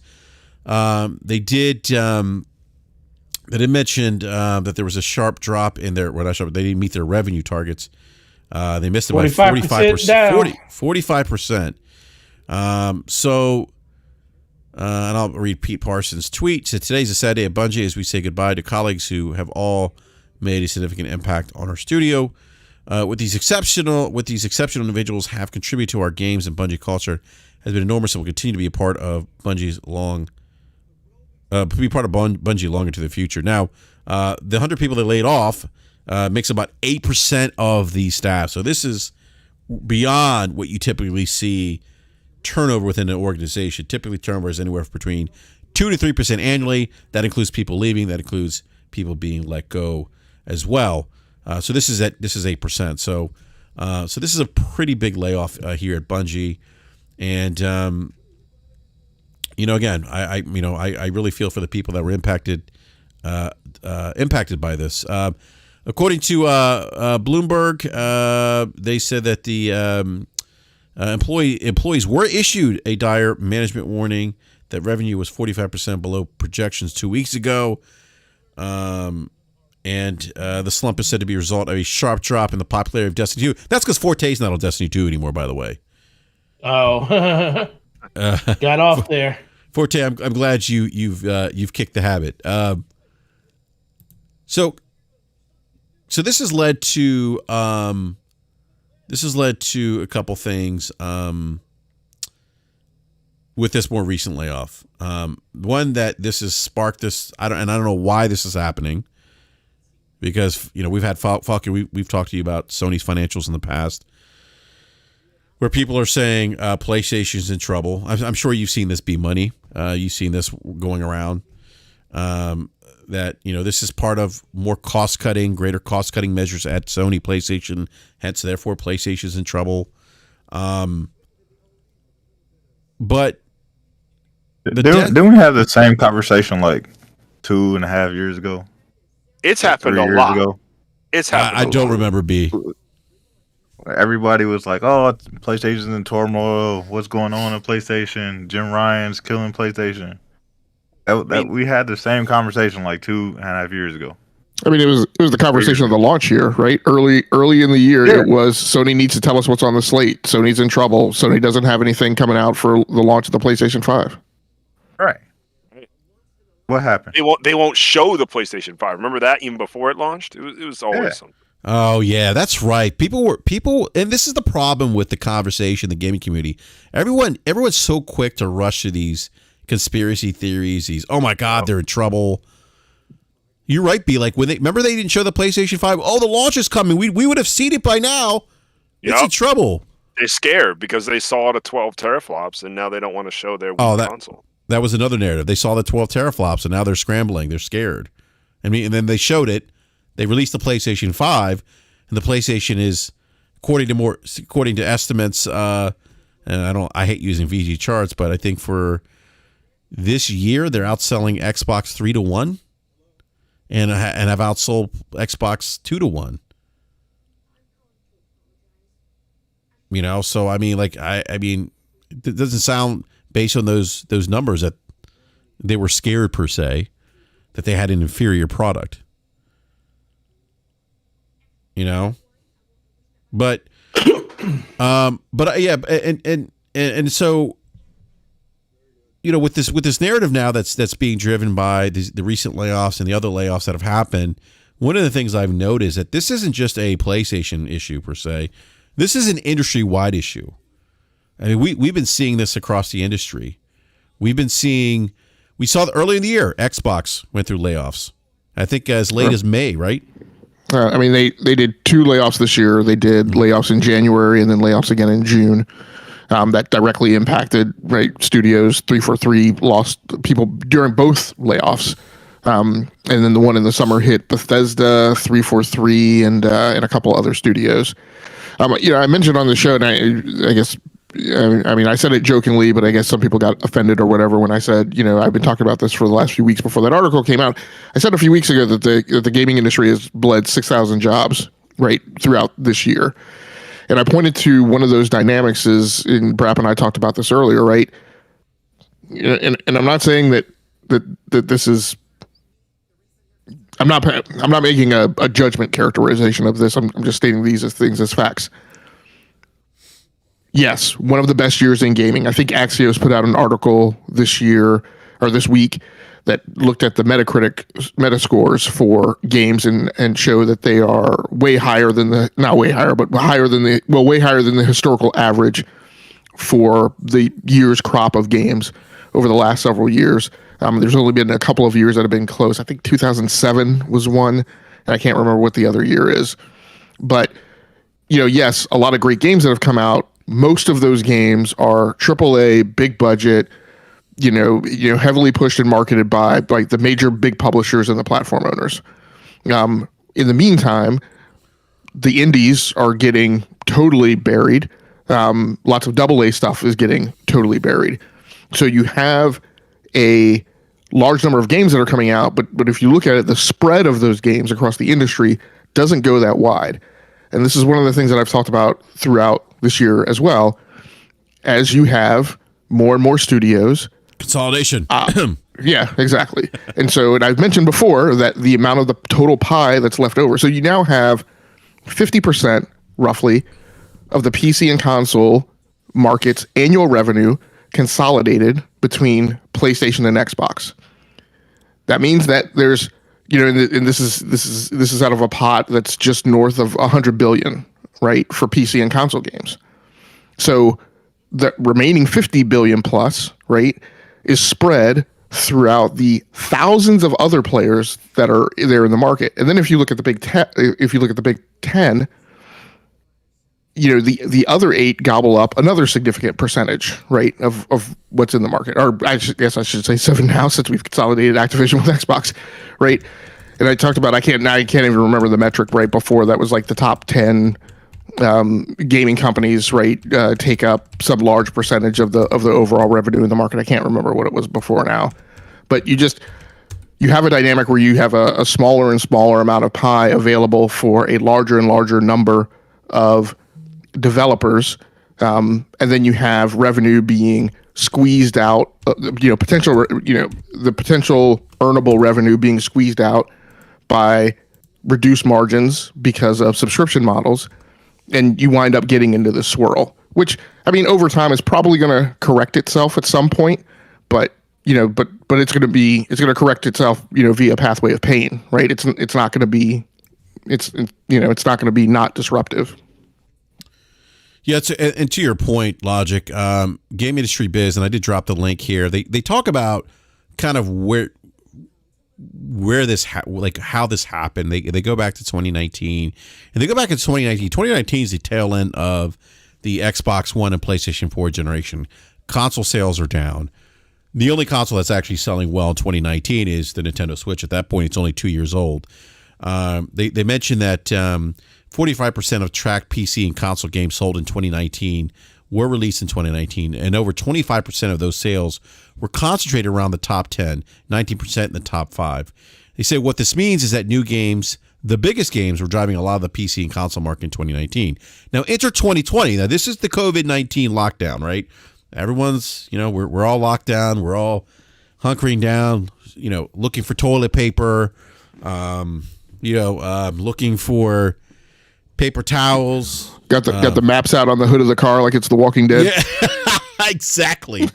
I'm charting where rumored mass sightings have been. And I remember people posting on Facebook, "Oh, so and so got masks." I remember like the mad dash, or so and so got toilet paper.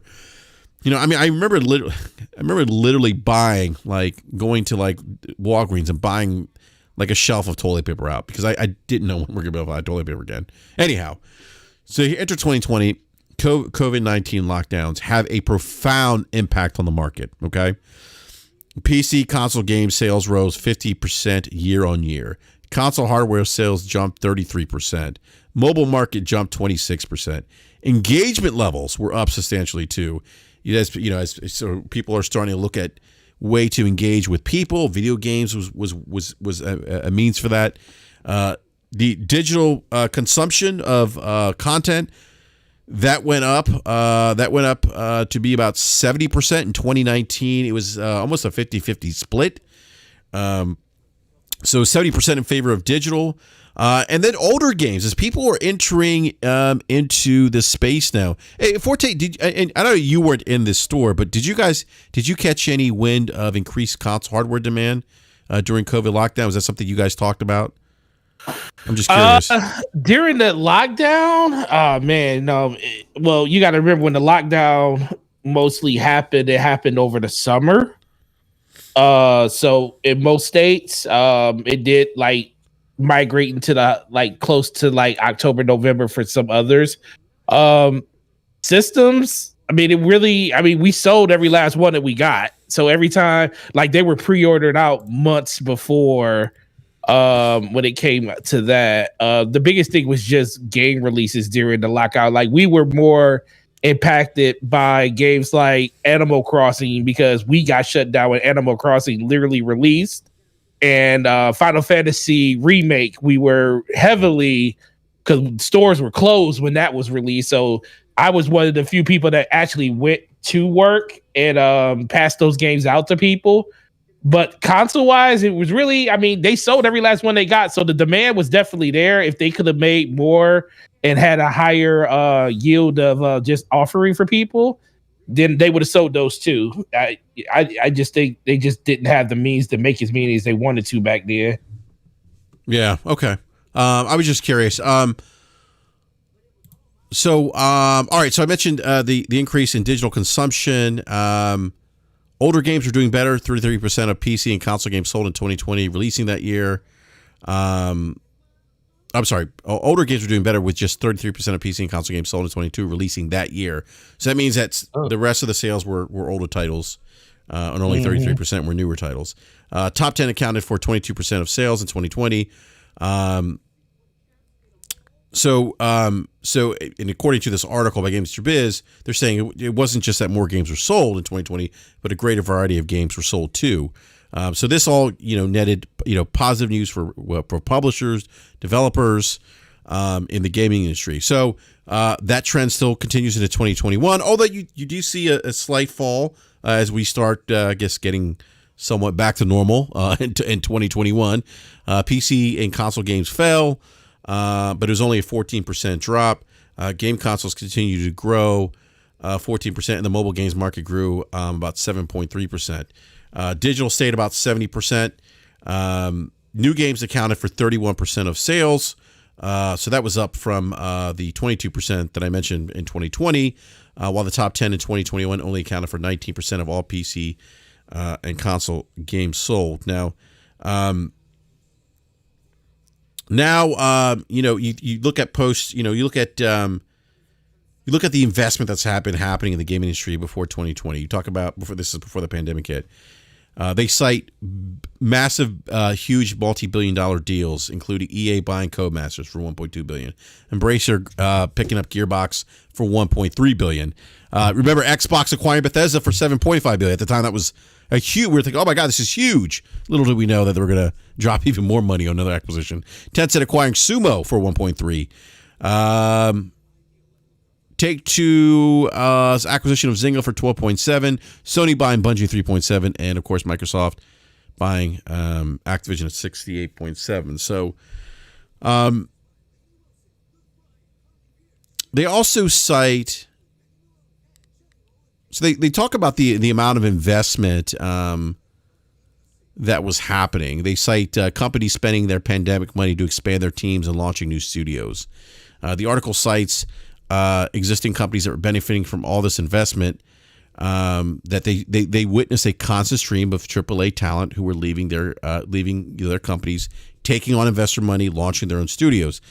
They also cite the biggest challenge for the game industry at this point was the hiring and retention. They say that there wasn't enough experienced people for all this expansion. So again, we're thinking about expansion in the industry post what we're seeing this year.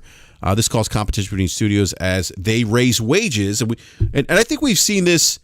I think we've seen this in other industries. Falky, I don't know. You could probably speak to this a little bit too, and as you review financials and whatnot. But I know in my own industry and doing the work that I do that in this time period, we saw like a competition for talent in ways that I don't think I've experienced in my 16 years in talent acquisition management. Like it was really it was a candidate driven market. Is that something that you? Oh, absolutely. Yeah, go ahead, Falky. Absolutely. I've struggled to get even the demand for particular skill sets which have just not been really invested in or looked at by people over the last sort of decade. And this might sound really strange, but working in finance, I look after accounts payable, accounts receivable, procurement, commercial services, all that sort of stuff. It's damn near impossible to find someone who's a really good accounts payable person, because it's an old skill that's just, when computer systems started automating everything, people went, well, I'm not leaving school to go and get a job as an accounts payable administrator, because the companies don't need 4, they only need 1 now because the systems allow it. All those people are retiring that were doing it, and there's a big gap in the market, and you can't get them. And the ones that are any good, they're demanding higher money to come out of the organisations they're in. Same problem for accountants, financial analysts, data analysts, any IT job here in Australia at the moment. If you've got 5 years experience, you're looking at $150,000 a year plus for a baseline entry job. Like, they're just demanding huge dollars. It is very much candidate driven, but that brings in its own problem. If you're hiring someone into an organisation that's on 30 or 40 grand more than the people who are in that team already there, you end up having one of two conversations with the people that are already in the organisation. It's, I want a pay rise to match what the market is, or here's my letter of resignation, I'm going somewhere else that's going to pay me more. And you just have huge amounts of churn of people moving. And that's used, probably since 2017, 2016, it's been, particularly in Australia, the only way you get a pay rise is to go to a new company. And the idea of annual increases and whatnot being pegged to, inflationary increases and that, up until the last sort of 18 months, inflation or the marketing increases for wages have been maybe 0.2, 0.3%. So people barely get anything.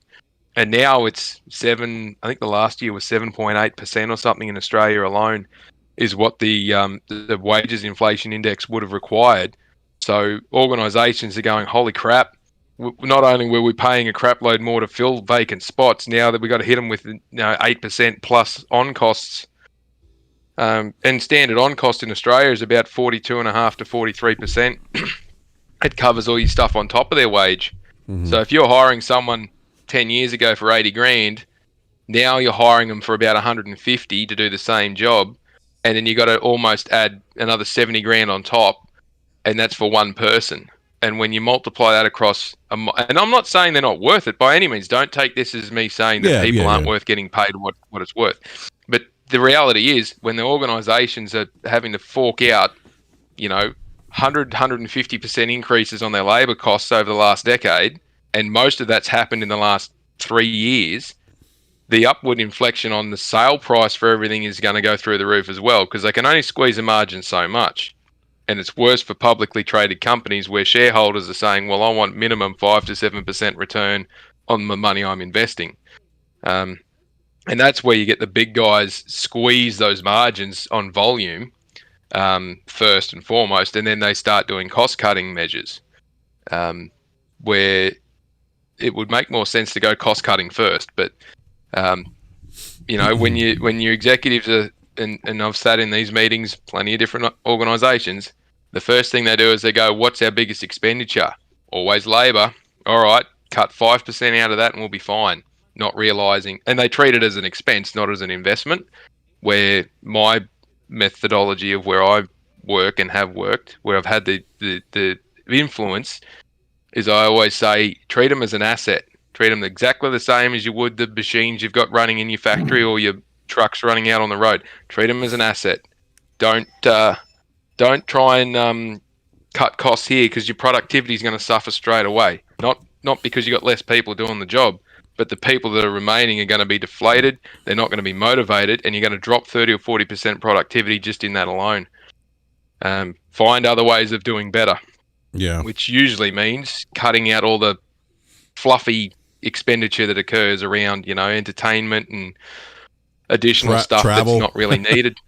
Yeah. Yeah. You'd be surprised. You would be surprised how many organizations have massive amounts of money paid to consultants and contractors where they don't actually need them. Or they're paying for cleaners to come through every day, 6-7 days a week because they signed up to a long-term agreement and they're just paying for it. Whereas you don't actually need your office, like now we're out of COVID pretty much, you don't need to have a full strip down clean every day of your office building, particularly when half your building's empty because you've got people working from home.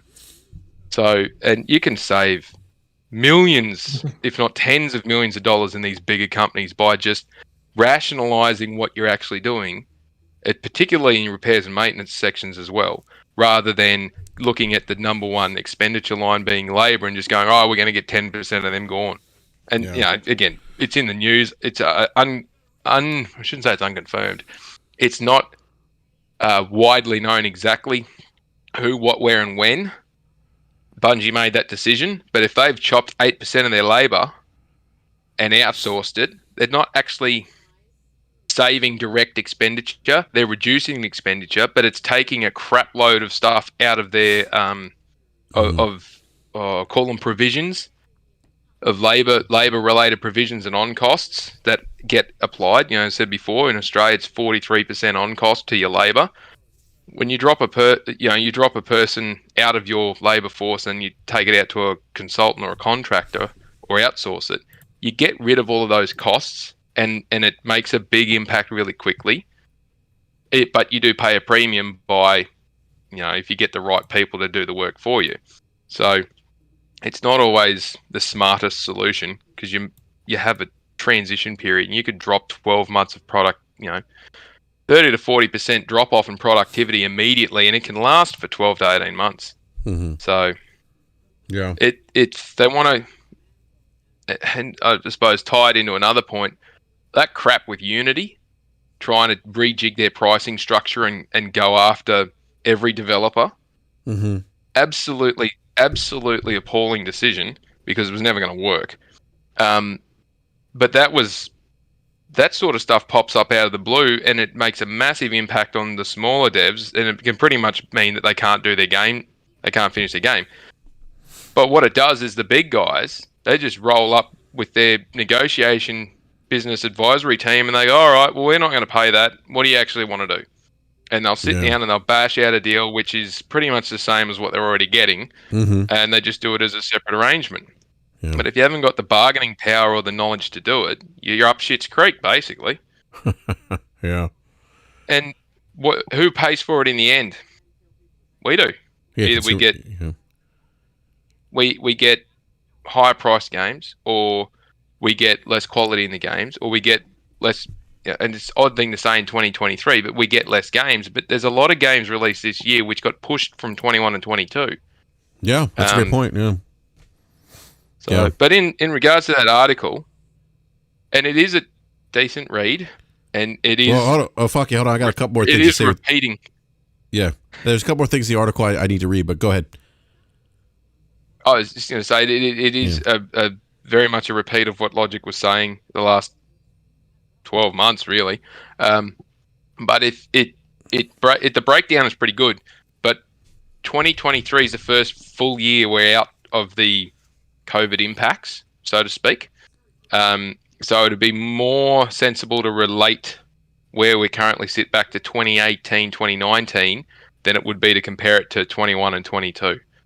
Because 21 and 22 are very unusual business trading environments, massive supply shortages, combined with everyone sitting at home with nothing better to do, just creates a perfect selling environment for that stuff. But we should note, in 2020, you were saying before that only 30-something% of games sold that year were released that year. Yes. That should have been a very, very big flag to those doing longer range forecasting that people were not happy to pay big dollars for new games that were broken. Well, that's crazy. Well, so we get to 2022, Falky, and the article states that we start seeing PC console game sales fell by more than 8%. You talk about supply chain. That was part of the issue with decline in console hardware. That was lack of stock of the Xbox Series X and S and PS5. Nintendo Switch was starting to slow down. And the article cites that trend-wise, things started to look a little more like 2019. But the difference is, and this kind of goes back to what Logic has talked about, new games took a larger share of sales in 2022. And I think that's going to be the case here this year, as everyone's talking about, the Spider-Man 2 being the fastest, selling, first party game for PlayStation, and the sales of Hogwarts Legacy, and I'm sure COD's going to do numbers.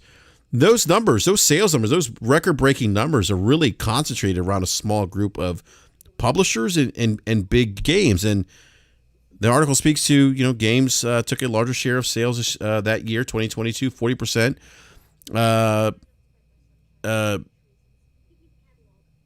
The top 10 accounted for 26% of all games sold. So what they're saying is fewer games are sold, but the concentration of sales were more around newer and bigger releases. The article does state that some of this was expected. And we talked about this, I think, before we went live, Falky. Or no, I think, was it when we went live? I don't remember. But we talked about, but with the war in Europe, driving up food prices, leading to high inflation, the pressure of increased wages even further, some video game companies are now faced with rising costs, lower engagement, and falling sales, at least outside of the biggest games.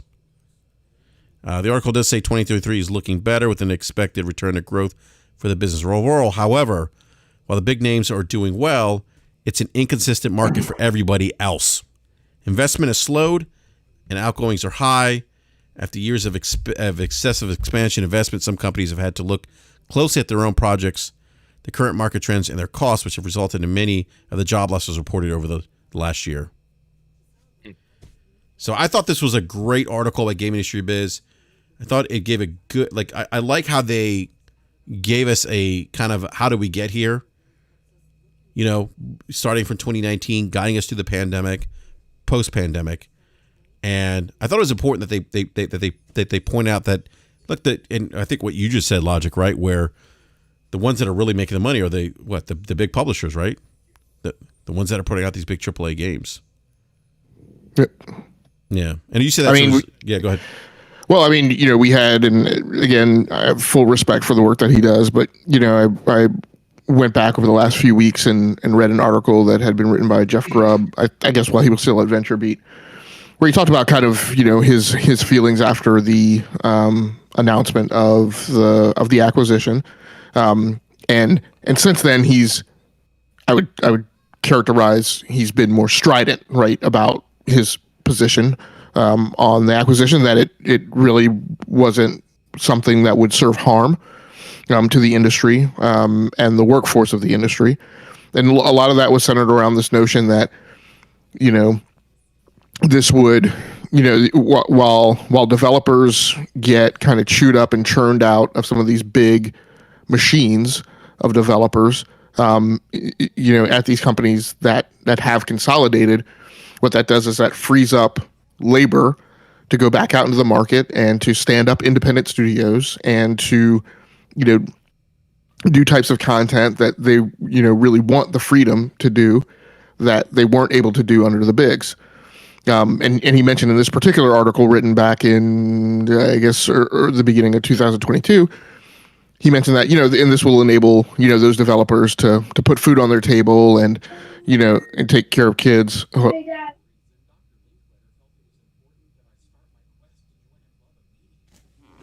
I bet we lost logic there. Oh, yeah, go ahead. No, sorry.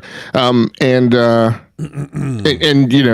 would enable them to, he said to procure healthcare, right? But which is a serious topic, right, in the United States. But I pointed out to him, two detractions that I had to that. Again, I'm revisiting this article now 2 years hence, and I was like, but the problem, and I've mentioned him to this before, but now I pulled together data to reinforce it. I was like, but these companies, these developers do get churned out, and they do stand up these studios, but those studios topple over. I mean, in his comment, one of his comments in this older article was like, and the benefit to gamers is that we get good games. I'm like, so yes, in many cases we have gotten good games. We've gotten games that are good by, by most rubrics and most measuring sticks that people would utilize. But then the company goes over, and I'd mentioned this before that the company either. Sometimes they never get their game out. Sometimes they get their game out, but the game doesn't achieve commercial success. Sometimes they get one game out, but then, on the approach path to their second game, right? The second, if they get the second game out, that game is not profitable or doesn't reflect the success of the first game. But at any rate, at some point, what they do is they, the studio closes, the developers leave the industry. They either get reabsorbed back to a big, or I don't know, whatever other possibility. Sorry. But we're seeing evidence of that now, right? We're seeing where Devolver Digital and some of these other studios and some of the other studios that have, gotten games published under Devolver Digital have achieved critical success, but then the studio turns around and closes. We see Callisto Protocol, which came out, which by most measuring sticks was a good game, but they didn't achieve the commercial success that was necessary, and that studio has been shuttered. And we're seeing this. I feel like we're seeing this at greater rates, right? Where they are getting that game out, and then almost immediately, right, given a very short runway to recoup the cost of investment. When they don't make that target, right, those studios are being shut down. So I don't believe that it's kind of the rosy picture that. A lot of people think that it is that, everybody just gets churned and goes back out, and then it's all cyclical and it works out. I mean, again, I pointed back to these examples before that people have tried to point to. I'm like, and I know people have problems with Cliff Bleszinski, but I'm like, by all, most standards, right, has done good games in the past. But he hasn't been able to churn out. He left the bigs and hasn't been able to do anything successful since then. Jade Raymond, we constantly point to her as a great example, but I mean, no offense to Jade, but Jade hasn't really done anything, right, since she rolled out of Ubisoft and the Assassin's Creed series. So a lot of these people that we say it's great when they leave bigs, they're going to go off and do great things. That doesn't turn out to be the case, right? When we look at the historical evidence. Yeah, no, that's a great point. And the other thing that kind of some of the questions have been coming up, and people say, well, the industry's doing so good, and I'll use Sony as an example, like, and I'll throw this over to you, Falky. They say, well, the PlayStation's financials are pretty healthy. We're seeing growth. We're seeing increased revenue. Why are these layoffs happening in light of all these things? Could you provide some additional context to that, Falky? Well, yes, and it'll expand well beyond just Sony. And it comes down to it's a long term or long tail point of acquisitions and consolidations. 4 or 5 months ago, I can't remember how long ago it was now. So I was back in March. I'll go back to the start. Back in March, April, PlayStation put out their, or Sony put out their annual report, and it was all right. Record revenues, but very slim profit margin at the bottom across all their divisions. So they were getting squeezed on everything. But in gaming particularly, when they had the investors call with Jim Ryan, Herman Holst, and or it might have been Eric Lampel that was in that one, and Lynn Tao. And Lynn's the chief financial person, but she's also a mergers and acquisitions shark. She's top of the tree when you want to go and do that stuff. And they all had the same underlying tone. The future forecast in their next mid-range plan was to return to a stable profitability.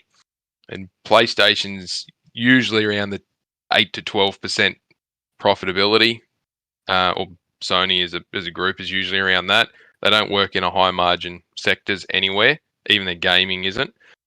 But they'd fallen to somewhere around 5 to 6% profitability, like net profitability. So in an attempt to return to what their particular profit margin they're aiming at is, the net profit margin aiming at is, they've got to cut costs or they've got to make more money. And what they've shown in their forecast is they're prepared to make more money, and they're also prepared to spend money doing it. But they've got to find a way of generating some savings to try and broaden that gap. So they've gone and bought Bungie, and they bought Fire Sprite, and they acquired a couple of others. And they're all, they're not talking tens of billions of dollars here. But the Bungie acquisition in particular was a couple of billion up front, and then a couple of billion the next year, and a couple of billion the next year to try and hold on to the key talent they want to hold on to. So they committed themselves to that expenditure over the period. What Bungie came with was a huge amount of say redundant positions or redundancy coverage. So they give them 12 to 18 months to figure out what they actually need in terms of resources and what they can survive without. And as this will happen with Activision, I guarantee you this will happen with Activision. They go through and they look at what roles don't add value, and they just put a line through them, and they say, that rolls out, that rolls out, that rolls out. They don't even look at who's in it. They just go, we don't need these roles. And after senior management goes, we don't need these roles, then it's up to the line managers to go, who do I want to keep and who do I want to let go? And it's not fun doing this, and I've been involved in it, both sides, not fun. But that's what happens, because there's no need to have a person at Bungie doing the same thing as someone at Firesprite, and the same thing that someone at Haven, the same thing that someone at Housemarque, and the same thing that someone at Sony overhead, and the same one at Insomniac can do. If one person can cover all those things from one position, you don't need 6 of them. So they go through and wipe out all the ones they don't need on their org structure, and then they come back and go, right, well, what else do we not need based on the projects that we've got running? And I think what's missing in the gaming industry as a broader whole is project managers that understand how the development cycle works once the game is launched. Like you said, they launch a game and then almost immediately the studio is given like a 2-week window to sort it out or have critical success, or they're shut down. You can't have that. They need longer lead window times to work out, and they need to be launching the right spot. But when they go through and work all this stuff out, and they go, we don't need all these roles, and then they just cut them all out. And that's what's been happening. And oddly enough, or interestingly enough, it seems to only be happening in the US. I'm not hearing of, or not seeing any major cutouts or layoffs or anything for any of the Sony studios outside of the US. It just seems to be, at the moment, the focus is in that zone. Why would it be the US? That's interesting. I wasn't aware of that, Falky. But why do you think it would be only the US? The couple of different reasons, and without actually looking into the nuts and bolts of their financial reporting, which no one other than unless you work there would know. I suspect it'll be around the additional costs of doing having people there or doing the business there. It could be some issues around foreign exchange or how they just want to structure it, and they're shifting roles over to Europe and Asia. They've been very clear that they want to have more of a presence in Asia, and they might just be shifting those roles to there. But again, it comes down to centralization.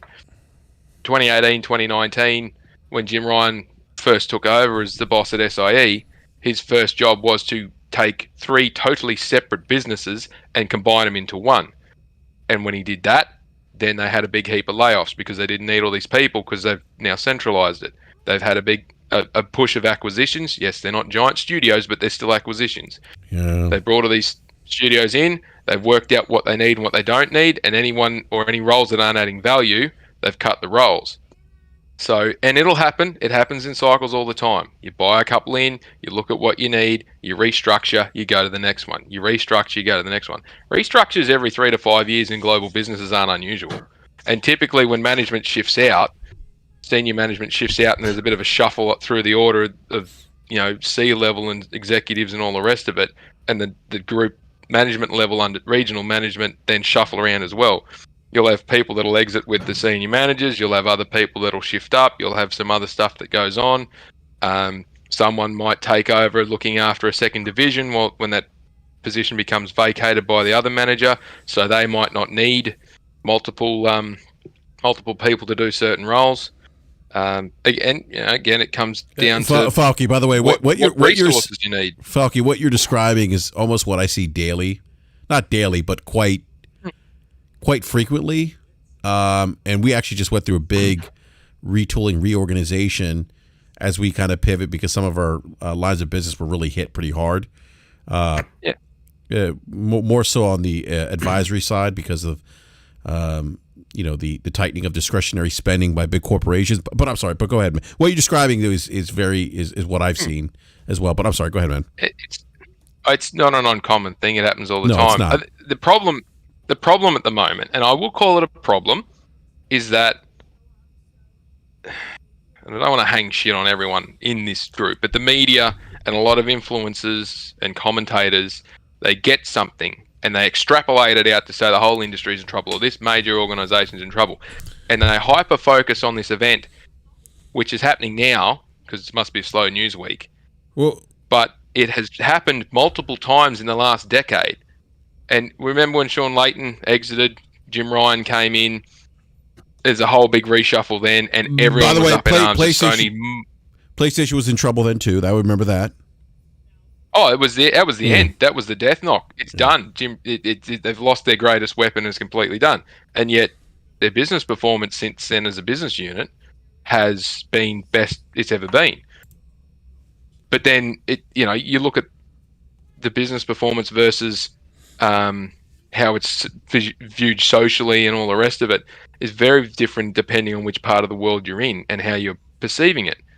But and people losing their jobs is never a fun thing. And I reiterate, I am not advocating for people just being slashed out of organizations. I very much believe, again, that a person is an asset to a business. They are not a liability and they should not be treated as an expendable product. I agree. But when you've got multiple people that are filling one role and you don't have the need for those additional resources as a business, and your shareholders are screaming at you to get back to a level of profitability so they make money, that's what the executives are there to do. Assess the risk and start making cuts where need to, or start bringing on additional resources where they can cover it. Now, they're still hiring in Europe, and they're still hiring in Asia, and they're still hiring all over the world. They're just making layoffs in the US for some reason. Now, it may be that part of the business is not working well. Connie Booth leaving, 34 years. She's done everything she could. Now, unless someone comes out and states exactly what the problem was, all I can surmise is the studios that she's in charge of have underperformed to expectation. And as the senior manager in charge of that, that's on your head. And if you can't produce the results, then off you go. Yeah, I think a lot of the layoffs, just thinking about it from a 30,000 foot view, a lot of hiring happened back in 2020, where a lot of the other parts of the world was falling apart for people. Gaming kind of thrived because it was something that you could do in the home, and a lot of people, went remote. They hired people at these remote settings and stuff, and it was really good all the way through pretty much now. And if you think about just Bungie is up to 1,200 people at their office. In 2020, that was only 900. So they grew that studio 300 people over the course of the last 3 years. And, Sony, I don't think Sony went in there and told them they needed to lay people off. I think Sony went in there and told them like 45% against your missing your revenue that's not going to happen. So what are you going to do to fix this? And the fastest way to fix something like that is, the unfortunate thing where you're cutting people's jobs. Now they cut 8%. And that's down 100 people, which they still have net growth because they did use a lot of the money that Sony gave them for the retention that is vested almost 2 years. It will be 2 years in January at this point.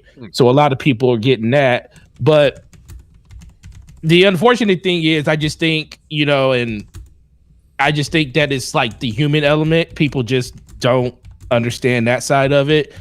Letting people go on the day before, their benefits run out is kind of crappy. You say we're going to give you until the 30th, but the 31st is when all that stuff goes away. So you only have one day to do all the things you need to kind of do. And this is just something Microsoft did this too. 10,000 people laid off earlier this year. Epic 900 people laid off, and that was probably, and that's when I kind of knew that it was something based off of just the growth of gaming itself over the course of the last couple of years. When Epic laid off 900 people, a lot of those people got hired due to the fact that it was just so many people playing games at this point. It was like, we need to get as much content. Think about the content pipeline that game had alone over the course of the last 3 years. When revenue slows down, you kind of got to take the haves with the haves not. Not saying that it still doesn't suck. It's just the fact that, companies always want to turn a profit. They always want to grow that 10 to 25%, depending on what company it is. And when you're not seeing those things, the first thing you do is you cut labor or you find a way to cut back on benefits, which, like Sony is doing right now, where they're saying, or not Sony, well, Bungie is basically saying that a lot of their positions they're going to be filling that they let go are going to be outside. And you're contracting that. That means you don't have to pay. Yeah, you're paying money for the contract, but you're not paying the money for all the ancillary things that you have to do as a person that is employing those people. So those people still have to go out and get that stuff off on their own, and you're saving a boatload of money on top of that. On top of, like I said, I think the suckiest part of it is the fact that the 3-year vestige on that 1.6 billion that PlayStation gave them, that vestige, if they fire or if you quit or you get fired, that money goes straight to Bungie's bottom line. And what's a quick way to fix a 45% hole in your revenue? That's kind of how you do it, unfortunately. Exactly. One thing that I am surprised of that hasn't been either reported or has occurred, depending on whether they're reporting it or not. And I've done this plenty of times when I've shifted from, and I'll put my hand up and say I've done this. I have laid off people because the business took a decision to outsource something because of productivity requirements or expenditure changes, right? And for that very reason, we don't have to pay all the benefits and carry all the provisions for benefits and all the rest of it. Then it makes a big difference. But when we engage the and it's not for the organisation I work for now, I'll say that this is years ago. When we engaged and awarded the contract to the consultant firm to do the work, part of the contract we enacted was they must offer as first right of response the people that we were letting go. They had to give them a chance to put them on first, and I think it was 90-something% uptake of the people that we were letting go on the Friday were back on the Monday wearing a different shirt, just doing the same job, just paid from someone else. And obviously there were a few people that chose to retire and a few people that chose to move on and do something else. And they got big payouts because, when you get laid off in Australia, there's a minimum amount of, so many weeks of your normal wage because of notice period. And then you've got all your leave payouts and all the other benefit payouts that you get.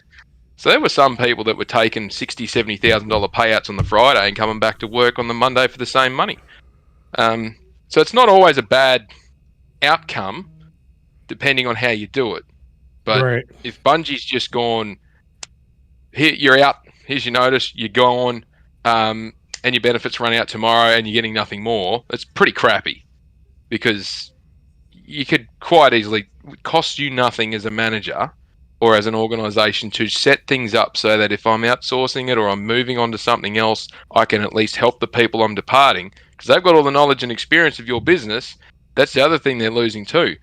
Long-term employees that know how your business runs, and you're bringing in a subcontractor who's got no clue what you're doing.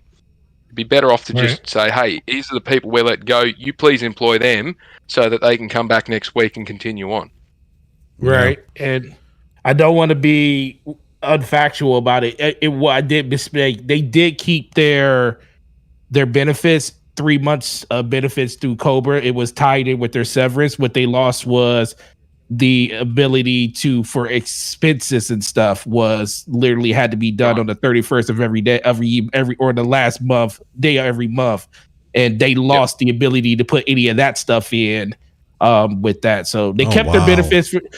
So they terminated all the traveling and stuff, all anything basically that you see that is something that goes against that bottom line, that is pure, that usually comes out of the profit side of the company. That stuff all ended the next day. So people were basically panicking to try to get all that stuff in, because when you're talking about 1,200 people or in this case 100 people and 1 day's notice, a lot of people are trying to get all that stuff in there as fast as they possibly can. But it's just a very unfortunate thing. And I mean, Sony is I don't think Sony is in a terrible place. I just think that they kind of bet on the wrong thing at the wrong time. And it just ultimately comes back to, I was talking about this on DPS the other day. I just feel like Sony should just be good at, I understand the whole live service push, and I understand everybody wants to have that type of game, because it could kind of change your life depending on if people really take to it. But I felt like they kind of sacrificed a little bit of what their identity was by doing that, like pushing off a lot of their, if you just brung in some studios to just make those games instead of like putting your first party, your single player studios on something like that, I think that was kind of a mistake. I think you should have just grew some studios to make that. And I don't think they should have just went all in. Like, But that, go Forte, ahead. that's what they did. That's what they did. I know. That's what they did. That's exactly what it did. They brought in studios to make those games. They didn't force all of their studios to Not make all of them, games right, as a service. right. I mean, there's only a handful of them that are making games as a service, and the other studios they went and bought. They bought 7 studios since Jim Ryan took over. Mm-hmm. Right. People forget that. Like, most of the studios that they bought are the ones that are working on the games as a service titles. Mm-hmm. So not all of them, not any of them, right? The only studio, I mean, definitely correct me if I'm wrong. The only I would call legacy marquee studio working on a game as a service game was Naughty Dog, and they were working on it before that push started. Yeah, they were working on it beforehand. Yeah, B, real quick to your point. Go ahead, man.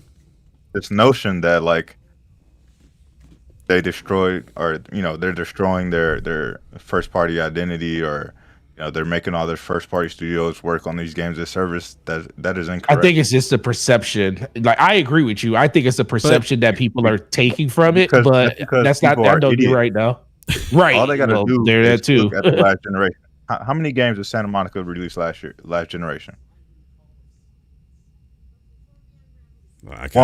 Just one. Yeah. One game. One game. How many games did Sucker Punch release last generation? 1. 2. Oh, 2. Yeah, 2. You're right. 2. They launched a Infamous game and Ghost of Tsushima. I forgot about the Infamous game. It was at the very beginning of the generation. How long is it taking them to release these single player games? Or ever? 5, 6 4 to years. 5 years, if not longer. So right. Yeah. So the reason that they change their strategy is because they can't release enough games in quick enough time, because they have this bar that is so high, because they have a standard that they want all their studios to meet. They're not just releasing any old games. all of their studios have to hit a bar or the game is getting called back. There's a reason why Santa Monica only released one game last generation. Right. Mm-hmm. Because the bar is so high. If you don't meet that bar, they're not messing around with you. There's a reason why. So what happened to Days Gone? Days Gone. Yeah. Days Gone sold 10 million copies, and guess what? They don't give a damn. That No 10 million. sequel. Yeah, They don't care. Yeah, you're right. You're right. Because it didn't meet the bar. There's a reason why people get excited when they see that PlayStation emblem go on the screen. There's a reason for that. Because the bar is set so high. If they're not going to meet that bar, then they don't care. Yeah. And to continue to fund those games, they need games as a service. Because people forget the reason why Microsoft is able to do the things that they do because they own Mojang, a company that sold 300 million games, 300 million copies. Name another company in the industry that's doing that. I mean, most of that was after the acquisition too. That's the only one that's done it. Mm-hmm. That's feeding the beast. PlayStation does not have that. They don't have anything close to that. Mm-hmm. They release a game, they gotta hope that it sells 10 million copies. The highest that their games have been reaching is like 20 million. Mm-hmm. And even then, that's not enough because the game costs $250 million, $300 million to make. Now they gotta take another 4 or 5 years to make another game to try to get that same revenue again. They need games as a service. There's a reason why they went for that push. Every other company in the industry has one. EA, they have all their sports games. They have Apex Legends. It's feeding the beast. If you look at what EA strategy is, they went and partnered up with Disney. Now they're releasing Marvel games and Star Wars games all over again. There's a reason why they went to those big brands. They're not releasing new IPs. Where's their original new IPs at? They can't. BioWare can't get off the ground. We still waiting on Mass Effect. We still waiting on Dragon Age. Where's BioWare at? Nobody's releasing new IPs over there. They need the big brands to do what they're doing. What you got, Falcon? Ubisoft has. Go ahead, Falky. I was just going to say, EA is a great example. Their financial reports came out last day or this morning. $1.9 billion in revenue for the quarter, and $1.3 billion of it came from their live service games. Right. Can't argue with that. PlayStation needs it. Ubisoft has their own too. All the big players have theirs. True. So Sony does not. They need one because their bar is so high. If you look at anybody else in the industry, they release all these random games. Capcom, if we look, as much as we hold Capcom in this high esteem, what was the last new IP that you care about from Capcom? They've been hitting those Resident Evil upside our head. Remake after remake. All their new stuff, nobody gives a damn about. There's a reason for that. People believe in the big brand. All these new games that they're releasing, people don't care. All right. So if you want to continue to get games at a high level, they have to be funded. And releasing a game every 5 to 6 years is not going to keep a company around for very long. Yeah, absolutely. Tag on to that. Just referencing back to the thing about the studios that Connie Booth was in charge of. So she primarily had Insomniac, Sucker Punch, Naughty Dog, and Bend. Bend's done nothing since Days Gone, and that thing took 8 years to build, and it only broke even a year after the PC release, and so and they've had to do they did an engine change from Unreal Engine over to Decima 2 for their next game. That's cost them more than 12 months in time. That whatever they're doing is at least 2 years away still. So that will be over a decade between game releases. That's a long time to carry a studio. Insomniac's done 3 games since 2020. So they did Spider-Man, Miles Morales, Ratchet and Clank Rift Apart, and now Spider-Man 2. Miles Morales was quick quicker to make because it was an upgrade and reuse of Spider-Man assets. It made money, but it didn't make huge money. Rift Apart didn't break even though it's a technical marvel. It's a commercial failure because it lost money. It still hasn't made, well, as of the PC release, it still hasn't made the massive. I don't think it's even broken even yet for the amount of money they've spent on it. But it was a showcase of the system rather than a must make big dollars. So it was given a bit of leniency. Spider-Man 2 is going to do decent numbers, but that's 2018 from Spider-Man to Spider-Man 2's 2023. It's 5 years between, you know, big revenue numbers coming through. Naughty Dog's done a couple of remakes, remasters, PC ports, whatever, but their input for the PC ports for Uncharted and The Last of Us Part 1 have just been the upgrade to the visuals and the gameplay, which is a team of about 20 to 30 people. And Nix's has done all the PC port, and Iron Galaxy's done the other PC port. So they haven't put a lot into that. They've been fiddling around with factions for forever. We won't see that this year. We might see it next year, but they are working on another IP 2024, late 24, early 25 is the earliest we're going to see anything more from them. So we've seen nothing new from them in terms of work put in since 2020. When did The Last of Us Part 2 come out? Was that 2019 or 2020? 2020. 2020. So it'll be 5 years between major releases. So without those two PC ports and upgrades, which we all knew was a cash grab, they'd be at the wall. And then Sucker Punch, they did Ghost of Tsushima, then they did Ghost of Tsushima Legends. It was a quiet drop of let's get something else out there to see what's going on. They've done nothing else since. They're working on a movie which hasn't even hit pre-production, and they're working on another game which is 25, 26 at the earliest. So if you've got 4 major studios that are full of people, they've got 2.5 teams in each studio and then some, and you've got that kind of output, if you're the senior manager in charge and you get asked what the hell are you doing, what kind of answer are you going to give? Like, and you're only as good as your most recent performance. Past performance, you can hang your hat on when you retire, but your most recent performance, yeah. So is that they got to do something? Is that really true that there was 7 years in between for Sucker Punch in their game launches? Because they didn't have anything after Second Son, did they? Until is it really 7 years? Because that came out. That was a launch game in 2013. So it's crazy when you kind of they were doing all that traveling to actually be on site and learn all about the island and all of that. Yeah. So and PlayStation, yeah. Sucker Punch did Second Son and First Light in 2014, and then Ghost of Tsushima in 2020. Sorry. So yeah, 6 years. So yeah. So we as consumers, we want games that have a high bar, right? We don't need them every day of the week, but we do want, a couple.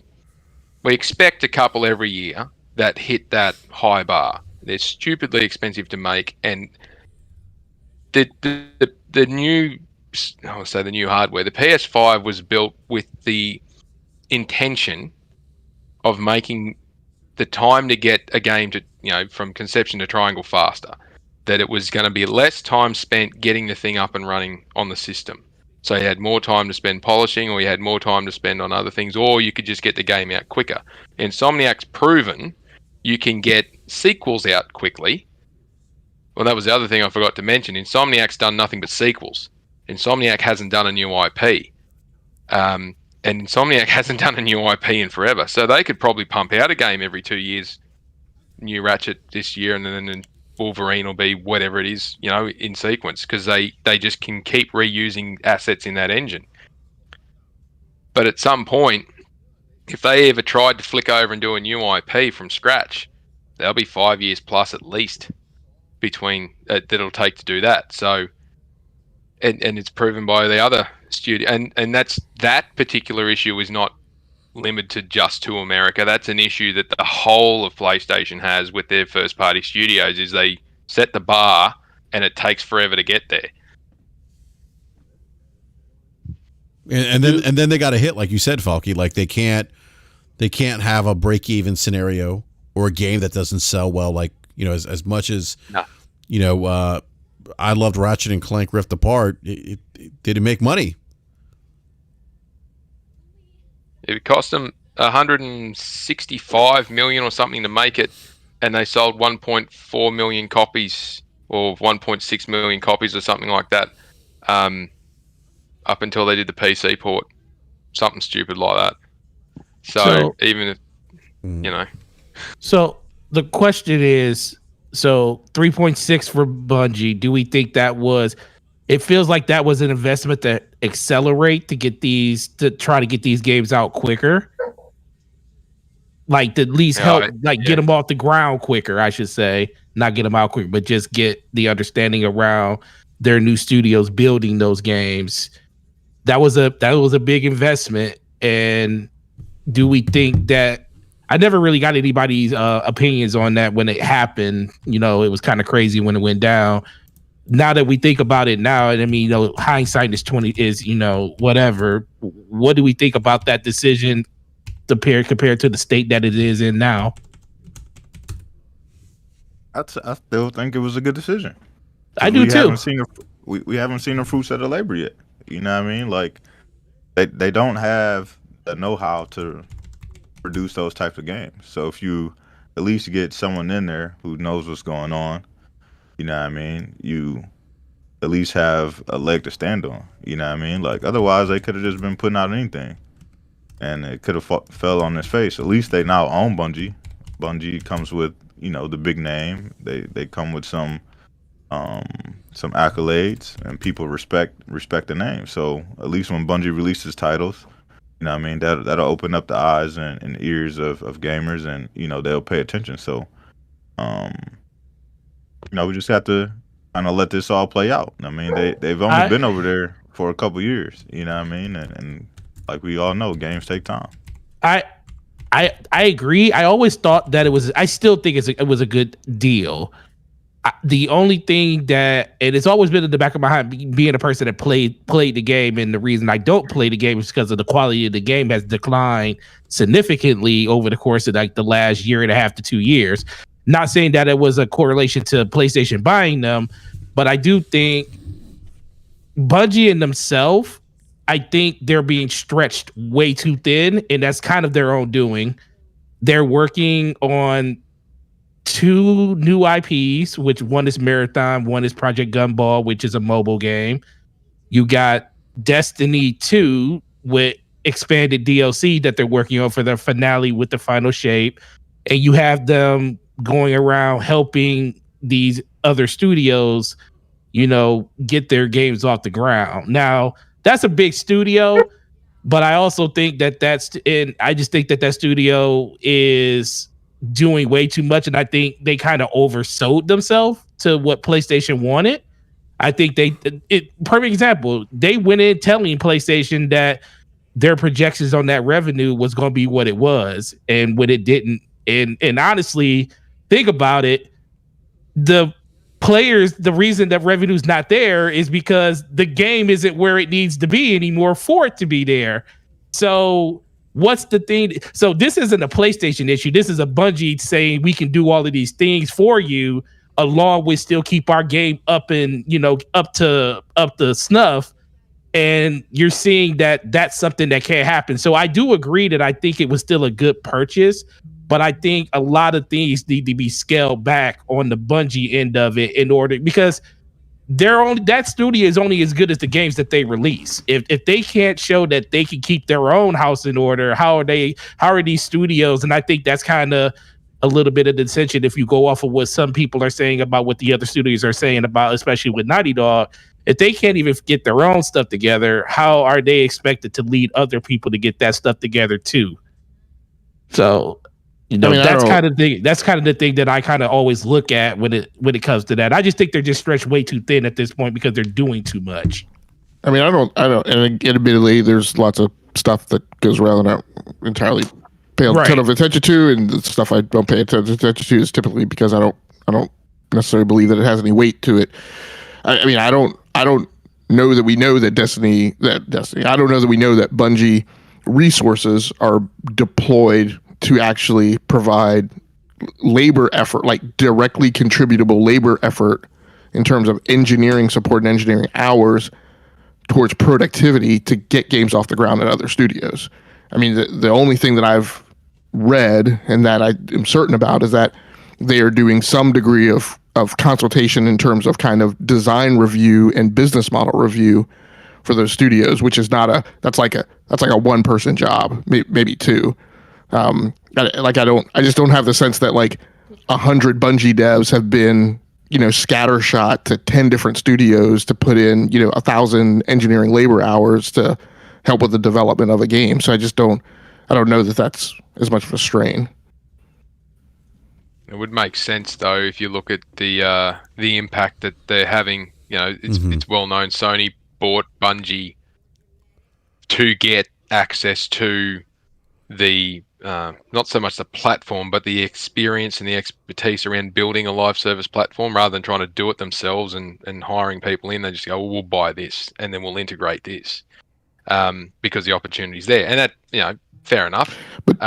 But when you try to integrate something into other well-established, most of us, all of us in this conversation, no, you grab something off the shelf or you grab something from another company, you try and integrate it into your own, and all of a sudden you've got to teach people how to use something new, and you've got to figure out the bugs on how to get it to work for in this instance and that instance. And it's no wonder the factions has been delayed if Bungie's all of a sudden been asked to put hands on, even from a consultancy role, to come in, review it, tell us how it can work better, and make sure it doesn't look exactly like Destiny with Last of Us skins on it, and that it actually still feels like a Last of Us game. And it could be that if they've only got one or two people consulting on it, they're trying to educate a team of a couple of hundred devs and engineers. That'll take a long time, especially if they're not used to doing that. I'm just saying, I haven't been presented the information that leads me to believe that. I mean, and no offense if it sounds like I'm disagreeing. Like I don't have the sense from the things that I've read that the integration is that deep, that Bungie developers have been deployed to actually help with foundational code and infrastructure for propping up the games. Every game has its own engine, all of its technology, as far as I can tell, as far as I know, and what I've heard and what I've read, right? All of that is still the same. There hasn't been an effort to deploy a common, right, a common technology base or a common platform base, or like I said, common foundational code or common primitives out of the Destiny toolkit or the Bungie toolkit to all these studios. I mean, partially because at this point, the Destiny engine and the technology that it's propped up on, to me, would definitely not be at a point where it would really be a viable alternative to set a lot of these games as a service up on, given its age. I mean, at this point, the studios really should be looking at something different. Now, again, my sense of it is that, definitely those developers could go out and take a look at what those studios have and say, hey, this isn't going to work. That's not going to work. You should maybe retool it in this way. But like I said, I just don't have the sense that they've got their hands on keyboard, right, with their fingers in the code. I do absolutely certainly have the sense, based on what was reported out of the factions thing, that it's definitely been hey, what you're planning on doing as a business model, what you're planning on doing for microtransactions, what you're planning on doing for content delivery, right, in a seasonal battle pass model, or in a living service game, in a continuous delivery schema, that's not going to work, right? Where the business model converges with the content delivery, that I've definitely heard. The notion that the degree of invasiveness of the support that they're providing just sounds, in what we've talked about tonight, a lot more than I have the sense of. Well, you know what, Game Logic, this is not Crossfire, so you are not allowed to disagree with us because with the word salad logic. Because we agree on everything on this show. We are lock and step with each other, sir. You don't disagree on this show. You step in line. No, I agree. I think the biggest thing ultimately, because I will definitely go to your expertise on, I mean, we don't really know any of this stuff. The only thing I like I said, I look at it as a perception thing. being a person that played their game more than most people have, and I have no idea what they're doing for PlayStation on that back end, but I know ever since that happened, their game has declined significantly, like a lot. And it may not have anything to do with I'll just say, but if you think about just overall perception of their game and what's going on with what they have going on, it just feels like it's more to it than just they forgot how to build a game after 10 years or to keep the game going on a consistent basis like they have over the last 9 years. I don't think they're relaxed. They are working on 2 major IPs though. And that's what I'm saying. That's why I said you're talking about 2 new IPs.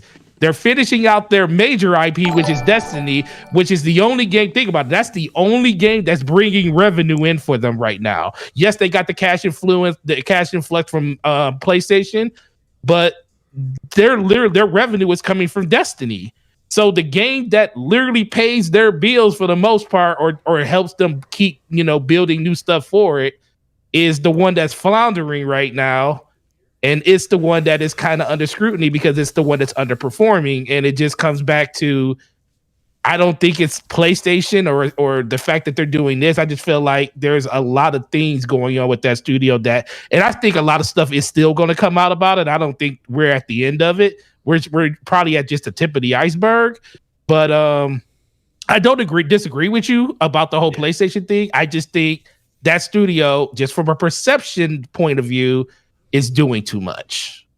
Yeah, and I don't disagree with their performance. And one of the things, right, that I actually meant to talk to you about and kind of get your feeling on is, so Destiny 2 as a franchise and as a service is definitely stumbling, right, with that penultimate chapter or whatever that they put out earlier this year.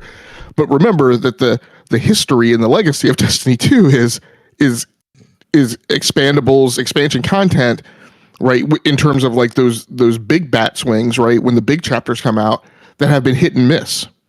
And their last one was a miss. Right. So, I mean, the fact that it's kind of coming out here as we're in the swan song, I don't know that wouldn't have happened, right, even if this other stuff wasn't going on, because I think that hit and miss, thing is kind of woven into Bungie's DNA, unfortunately. Remember on this show, I think very early when I joined, one of the things that I mentioned was that in software development and in production pipeline management, this is one of the toughest choices, right, that I feel like teams are faced with. It is that when it's time to start winding down the old and it's time to shift resources over to the new, which thing do you do? Now, there's a lot of philosophy behind your first priority is to keep the customers that you have, right? Rather than worrying about the customers that you're trying to get. But still, I would state one of the critical choices to make in something like what's going on at Bungie is, do I pull my senior devs, do I pull my superheroes off and put them on the new thing, or do I leave them on the old, right? Do I leave them on the old because they have the capability to run that thing by themselves, right? Because they're so talented. Or do I put my most talented people on the new thing because that's the thing that's going to feed us in the future? And that's always the tough 50-50-90 choice to make. And I mean, when we talk about the realm of possibility of what's going on, I mean, it's definitely possible that they didn't necessarily make the best choice, or that they made the conscious and deliberate choice and the end result was not a great expandable, right, for the last chapter, and that was maybe acceptable to them as a studio. I mean, we don't know, but like I said, I mean that to me is a more likely, but also a definite, unquestionable point where their focus would have been split, rather than necessarily how many people they were having help out with the other gas games going on at PlayStation. What you got, Falky? I was going to say that conundrum there of stay here or go there also depends on whether the individual devs in question want to stay on the old one or move to the new one. So you add in another level of complexity around that. But yeah, definitely when you're trying to manage 3 major projects and you've got to spread some resources across those if you're not, fully up to spec on your resource requirements. Unless you've got a really, really good project manager or project managers looking after their key inputs, things will suffer really quickly. I do need to head off, guys, but thanks for the chat. Thanks for having me. No, thank you, bro. Thank you, Falky, for coming on. Safe. Appreciate it, man. It's all right. Keep safe, enjoy, and when Thursday gets to you, enjoy it. Thank you, Falky. Yeah. Thank you from the future, Falky. Yeah, you are the future, Falky. All right. Keep safe. Enjoy. All right. Thank you, Falky. Let me grab some super chats here real quick. K-Mac with the $5 super chat. Thank you for that super chat there. K-Mac says, why isn't Sony afforded the same grace to release high-quality gas games as Microsoft has? As Microsoft has had 20 years to make great, compelling games. Oh, interesting question. Thank you for that super chat, K-Mac. Microsoft ain't had no 20 years. You crazy? People kill Microsoft every year, every month. Yeah, but I think what he's saying, Forte, is, I mean, depending on how you want to view it, right? What he's saying is that Microsoft has had a long period of time of not necessarily having hits, and absolutely, and despite that, right, we will come into this show and on Twitter and get blasted should we ever point to, say, the concurrent player numbers of Steam for Halo Infinite, right? And I mean, I don't necessarily know that it was 20 years, but I think I'm interpreting his question as why is the bar? I mean, this is what happens to great sports teams, right? Great sports teams get held to a higher standard than the Washington Commanders. Whoa, right? Listen, I don't disagree. Listen, being a Patriot fan, I was living in a world of bliss all the way through this year. Yeah. And I'm still pretty good because 20 years of excellence is great. But I still tell people say, how you feel about your Patriots? I'm like, they suck right now, but guess what? I'm good. We won for 20 years. I can't be too mad right now. But you don't hear that from the Xbox fan base. And in fact, if you are part of the Xbox fan base and you mention that, you get ostracized. I'm a living example of that. Well, those aren't real fans, though. I mean, those are like gotcha. We used to have people come in the show, and as soon as we started being critical of Xbox, people got upset. Like, and I hate to say it, it's certain elements of that community is very cult-like. Hopes and dreams. Keep the faith. It's very cult-like. And so I kind of understand his question. Where it's like Microsoft, like we there's certain groups that will call out Sony for gas, but then they're perfectly content with just giving Microsoft enough time to get a banger out, if you will, to make these great, compelling titles. They did at one point with Halo, but it's been quite some time now. Maybe Starfield's the first game they've had in quite some time where they've had a game in the conversation. I come to the realization it maybe just part of my leaving of Destiny and cleansing myself. I come to the realization that you need to just enjoy the fight. I mean, people want to enjoy they look so much they look to the future for the 5% of games instead of enjoying the 95 that come out every year. Well, that's because BRAP keeps coming in here every episode asking what's game of the year. Like one new game releases, and all of a sudden we have to rehash the whole deck again. But sometimes people you kind of just got to take a step back, though. It's like we're talking about a couple of Spider-Man. Okay, Spider-Man is the only first-party game that came out for PlayStation this year, but that's not the only game that came out on PlayStation. But the narrative is going to be PlayStation's in trouble because their first party isn't releasing games. And for me, my PlayStation has only been really used 2 times in the last year. I used it for God of War in November of last year, which I went through all the way through January. And then I just recently did Spider-Man, and I didn't play anything else in between. And that's fine. And if I was a PlayStation fan, I would play a lot of these other games that I play like on PC or an Xbox. I would just play them on my PlayStation and enjoy it, and then wait for Final Fantasy Rebirth to come out.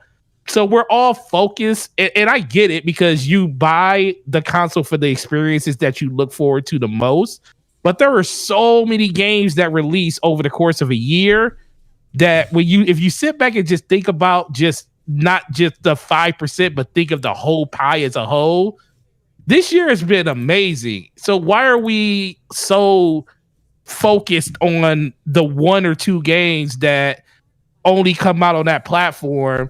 I'd rather those games come out and be great and just wait for them, and especially if they're of the quality. But I do understand the frustration people have by them not talking about them more. Of course, we all want to hear the developers or the publishers come out and talk about the games we care about the most, and I get that. But people just turn a blind eye to all the other great things that come out, and I think that's unfortunate. But I think part of that is, I mean, we very often and frequently talk about the love of video games, and we talk about the difference between people who truly love video games versus people who play video games, right? And the analogy I always reach for is people who ride motorcycles versus motorcyclists, right? There is a spiritual difference, right, in the experience of riding a bike when you're truly a motorcyclist and you've ridden different types of bikes and you appreciate different types of bikes versus somebody who just rides a motorcycle as a commuter thing to work, but doesn't really, get into the engineering and a lot of the other things that are behind it. And we definitely have that, particularly as multi-platform gamers, right? We just have a different perspective, and we can be tolerant, right, of those platforms not doing things. But there's two other things. There's the perspective of the person who, unfortunately, or right, wrong, or indifferent, doesn't, can't do that. So they pick one platform and that's what they stick with. And despite the fact that I think all of us would say, hey, the ultimate experience of being a gamer is being a multi-platform gamer. I don't think any of us would either, would come in here, each week and say, just buy all the consoles. But the other thing is that, a large part of our conversation is evaluating the commercial performance, right, of these companies. And I think this question, right, kind of hits at that, which is, why is there a consumer base that is tolerant of Microsoft not making hits? Whereas, and the analog here is very Apple-esque, right? Apple does great, but the moment that Apple steps on one banana peel, right, the conversation's the same. It's like, oh my God, Apple's headed downhill. Total disregard for the fact that they're a $3 trillion company, right, and where they've come from. They miss iPhone targets one quarter, right, and people flip out. But this question, I think, is kind of more about, the commercial performance of the company, and why don't people hold it in as negative of a regard when Microsoft has taken as long as it has to come up with consistent hits. But, the moment Sony has a problem, then it's, oh my God, what's going on? PlayStation's in trouble. This is the beginning of the end. Yada, yada, yada. Yeah, that's a great point. That's a great point, Logic. I do want to grab the super chat from Slomo Backslap. What's up, Slomo? Slomo says, Slomo with a $5 super chat. Thank you, Slomo. I appreciate that. Says, just listening while working. Why was Destiny successful? What exact knowledge does Bungie provide to other Sony studios or partnered studios? You want to take that, Logic? I don't really have a great answer for that. I mean, to be quite honest, I put it in the bucket of this thing that I always say, right? There's when we look at game studios, when we look at any commercial team, right? Any team really in general that's successful. When we look at the Patriots, right? I always talk about how football teams are not, you're not a proven dynasty unless you've won with a mixture of head coach and quarterback. Like, one coach winning with one quarterback isn't necessarily indicative of a dynasty. But I think we pick up on this in football, I think more so, or sports more so than any other thing, but I think it also applies. These teams are successful because of just the unique happenstance of the right people in the right place, in the right situation at the right time. And it's not necessarily repeatable. I mean, I guess as I say that, I realize that now I've walked myself into putting a knock on this whole decision to buy Bungie. I mean, I think Bungie has tangible skill sets that can be consumed by Sony, just the same way that I've commented that I think Activision, right, will be positive for Microsoft in terms of it has figured out how to put together an incredibly large production pipeline that is repeatable, which is a huge thing in the engineering space, and can provide dialogue with the Xbox studios on, hey, how did you guys do this? How have you guys maintained this? How have you guys been able to put out this massive game, on an annualized basis, with these major studios in a 3-year rotation, backed by all these other support studios? I think that's an effective knowledge base for Xbox to pick up on. But at the end of the day, why are they successful? I mean, my feeling is why was Titanic a great movie? Why was not? I won't create an argument of a great movie. Why was Titanic so commercially successful? Why was Avatar so commercially successful? Why were certain ones of these? Why did the Avengers come off? Right? It's not because there was a book with a math formula that somebody went to and could calculate so that they could get the same output right every single time. It was because of the incredibly unique happenstance of the right people in the right place in the right stories at the right time. And if you take that and transplant it somewhere else and change one variable or two, you're not necessarily guaranteed to get the exact same output. Destiny wound up being successful partially because they tried with Destiny. They didn't get what they wanted out of it. They recognized that it wasn't going to turn out the way that they wanted early enough to say, we need to not keep doing this. We need to do a Destiny 2. And Destiny 2 will be the thing that will take us to the 10-year timeline that we're projecting. So that's, I don't know. That's all I can say about it. I don't know. What about you, Forte? Yeah, I think Forte would have an answer. I have an answer. Hold on. I had to walk away for a second. I have an answer. I'm walking back to my real mic.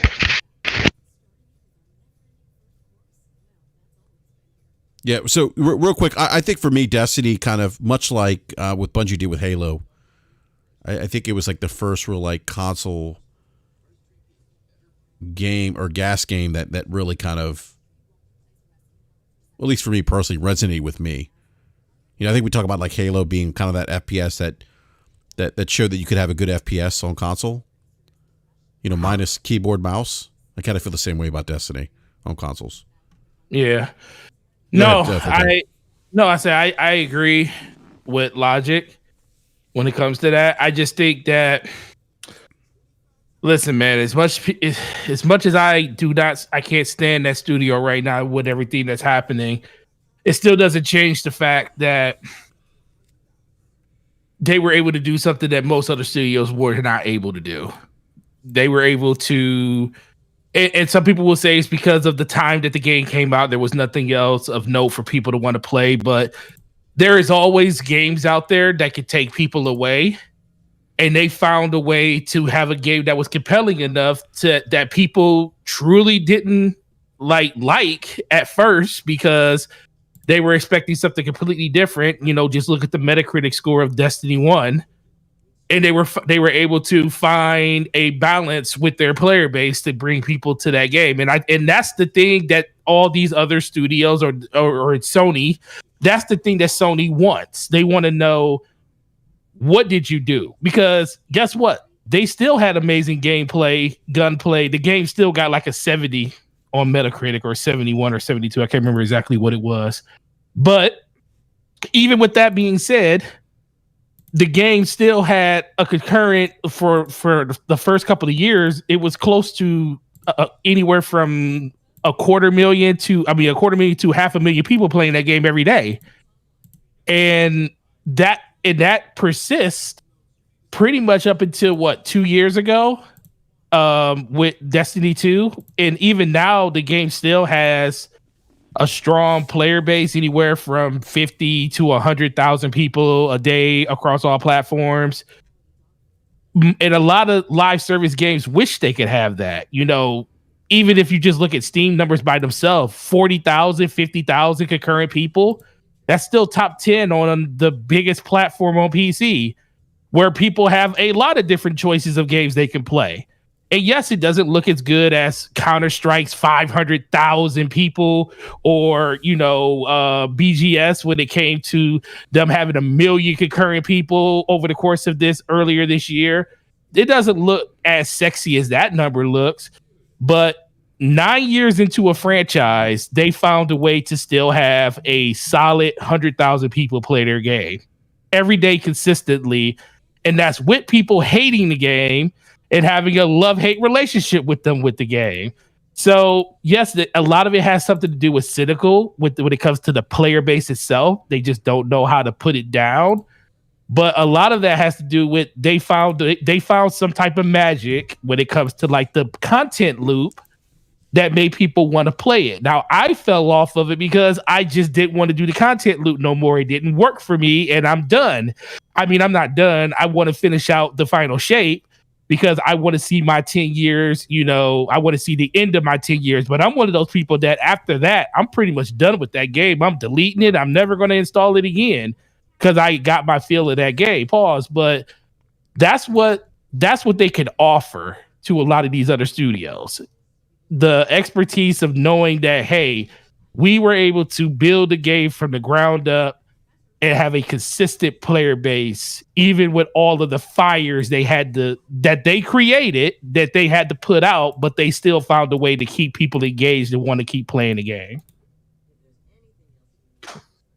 Yeah, no, that's well said, Forte. And I think I think what we discussed earlier, that kind of the ability to create that content loop and the monetization piece, I think, which they were critical of what's it called? Geez, now I'm drawing a blank here. Naughty Dog. I'm sorry. So hopefully that answers your question there, Slow-Mo. So I appreciate the super chat, sir. All right, let me see here. So one thing I wanted to comment, because we talked about the media's coverage of the layoffs and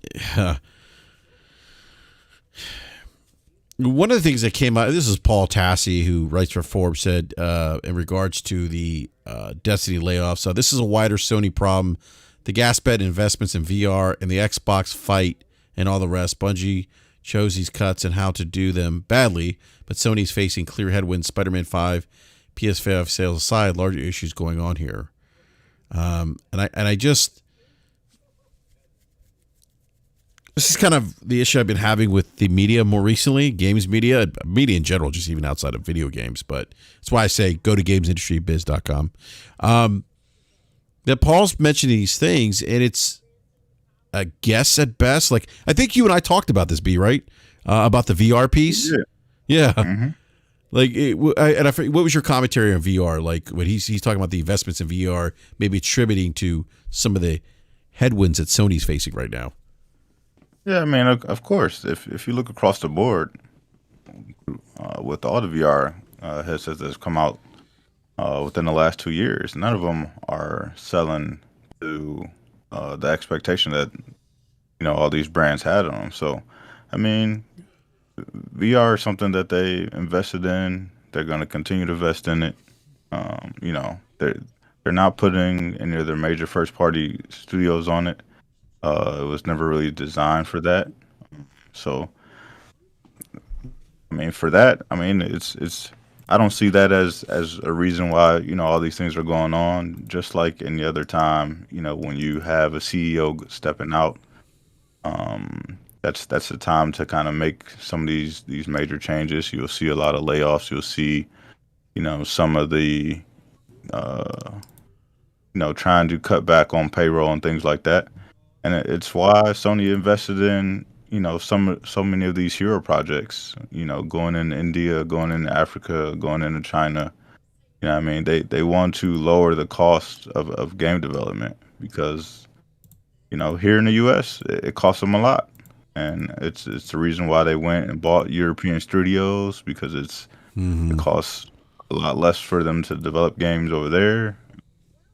They've invested heavily in their Malaysia studio, and they're doing a lot of work over there. So, I mean, it's just one of those things where you realize, you can't continue going down this road and continue to seek success. So, you pivot slightly and try to make the best of it. And, get back to being profitable. I think this is the last year that the Bungie purchase is on the books. So, I mean, once that comes off, then they'll see higher gains and profit. But no, it's not just a year-to-year thing. You know what I mean? These companies look 5, 10 years, 15 years, 20 years down the line. And they got to make the decisions that are going to ensure that they can continue to run in their business. You know what I mean?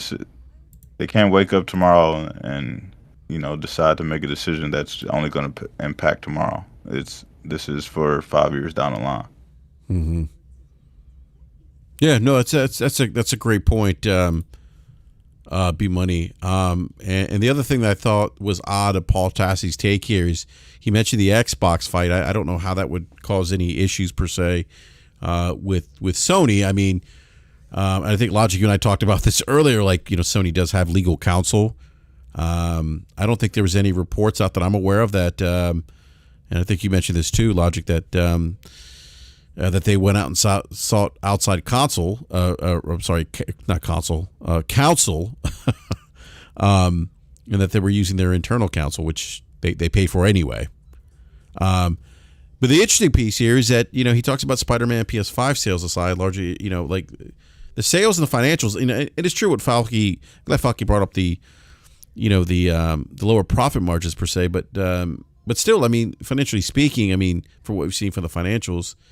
The financials say otherwise. Sony isn't necessarily in trouble, and I just thought this was kind of I don't know, interesting take by those clicks, man. By Paul. Yeah, well, that's the thing. Yeah, by Paul. You're right, B. It's all about engagement. You know what I mean? That's the narrative right now. So of course you're going to continue to, propagate that narrative and get people engaged, and the more people you get to click on it, that's more revenue for that company. So.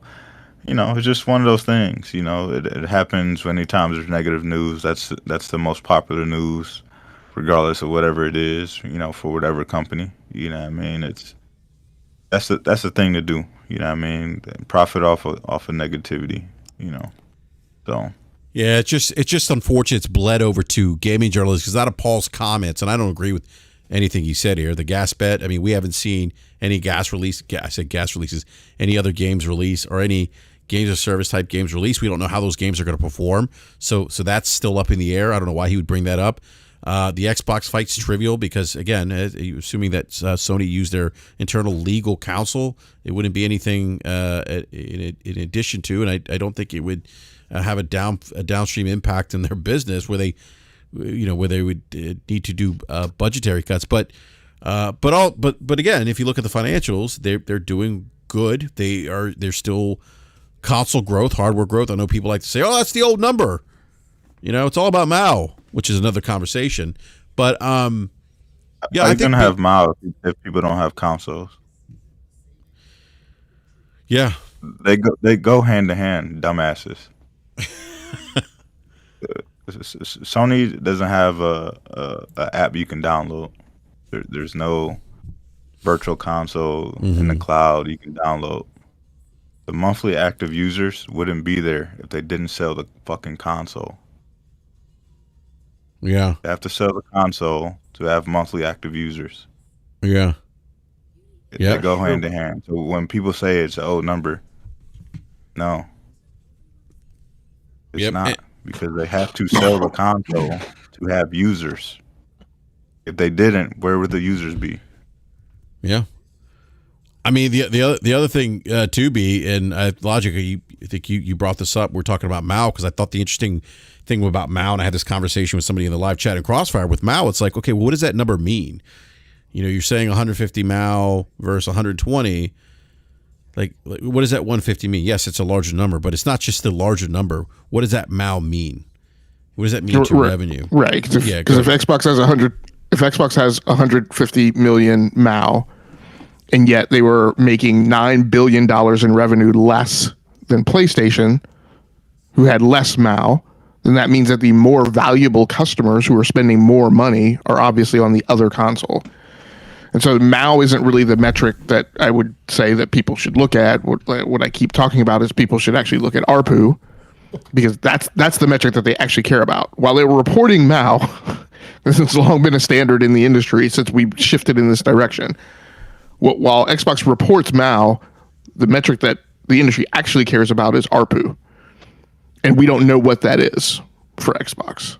So the MAU is really irrelevant. What that is, by the way, Logic ARPU. Average revenue per user. Yeah. So if I've got 150 million MAU, but I'm making $9 billion less, then that means that those customers, each per customer is spending less dollars than the PlayStation customer. And so the fact that I'm not saying this to be offensive. I'm just saying it to drive the point.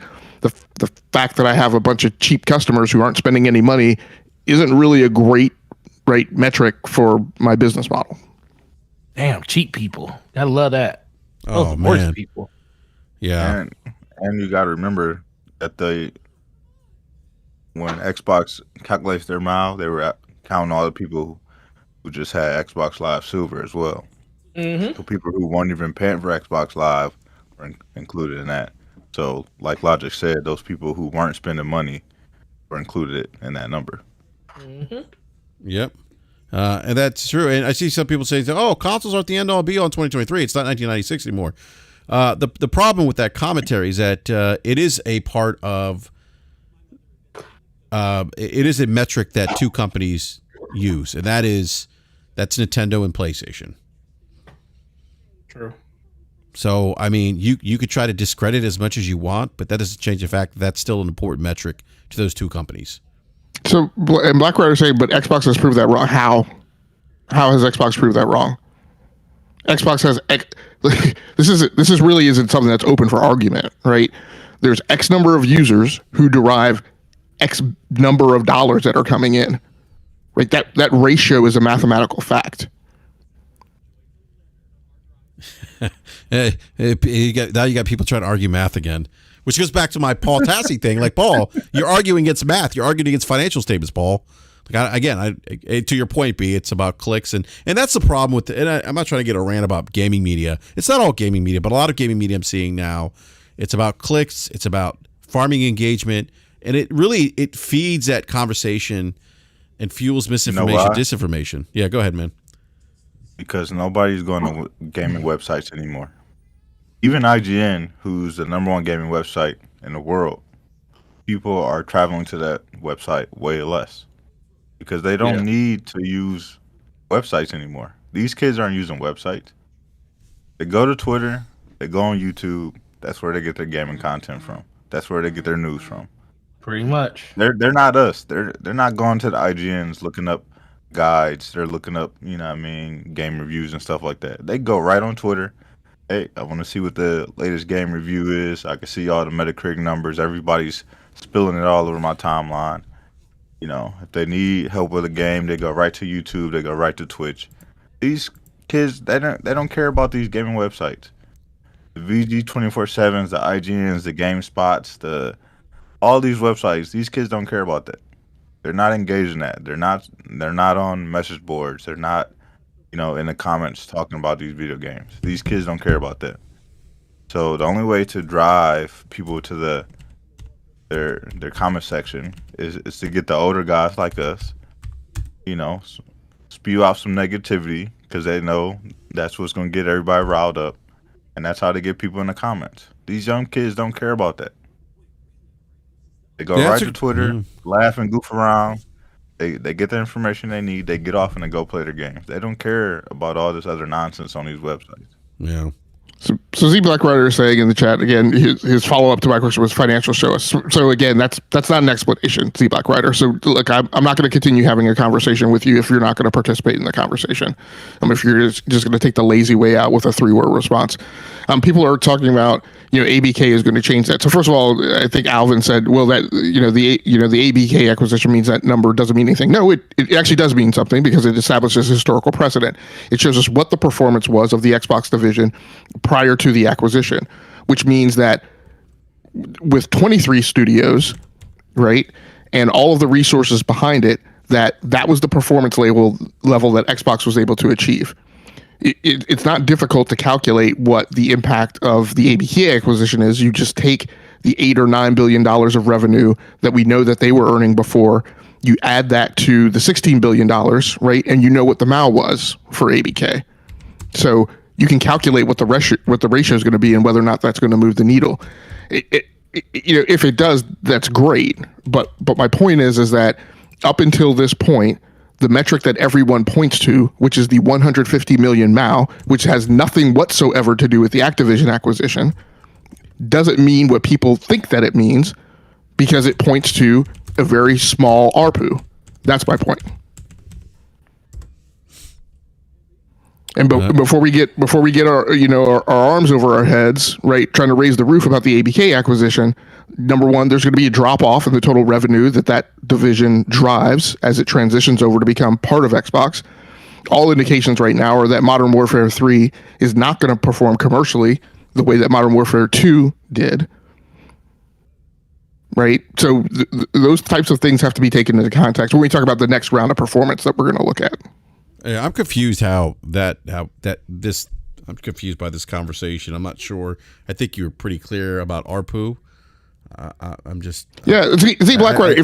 If this is the problem, Z Black Rider, you are trying to have an adult conversation using a child's mind. You're saying you're not going to go to web pages to satisfy my fetish. It's not my fetish. You're the one who's arguing. I already know what my points are. I've already done the research. You're in here talking about, quite frankly, talking out of your ass about things that you don't understand and haven't looked up. And that's my point. My point is that I'm talking to you, telling you that you don't know what you're talking about. You haven't pulled the thread. You haven't done the research. You're in here talking a bunch of crap, and you're a non-credible source. Making comments based entirely off of misinformation and disinformation. Making an argument that's quite frankly not worth my time. Hey, real quick, somebody in live chat is saying, and B, have you heard this statistic? Consoles are dying at 6% a year, full stop. Really? That's why is it that PlayStation is up year over year the past 3 years? I mean, PlayStation is out. What I'm trying, like Dorian Gray, who likes to troll quite a bit. That's your boy Forte, right? Okay, here you go. Yeah, that's your buddy. I see him on your show. He's like, Forte, I love you. I'm just joking. I'm joking. You are. You're definitely kidding. Yeah, no, I'm definitely joking.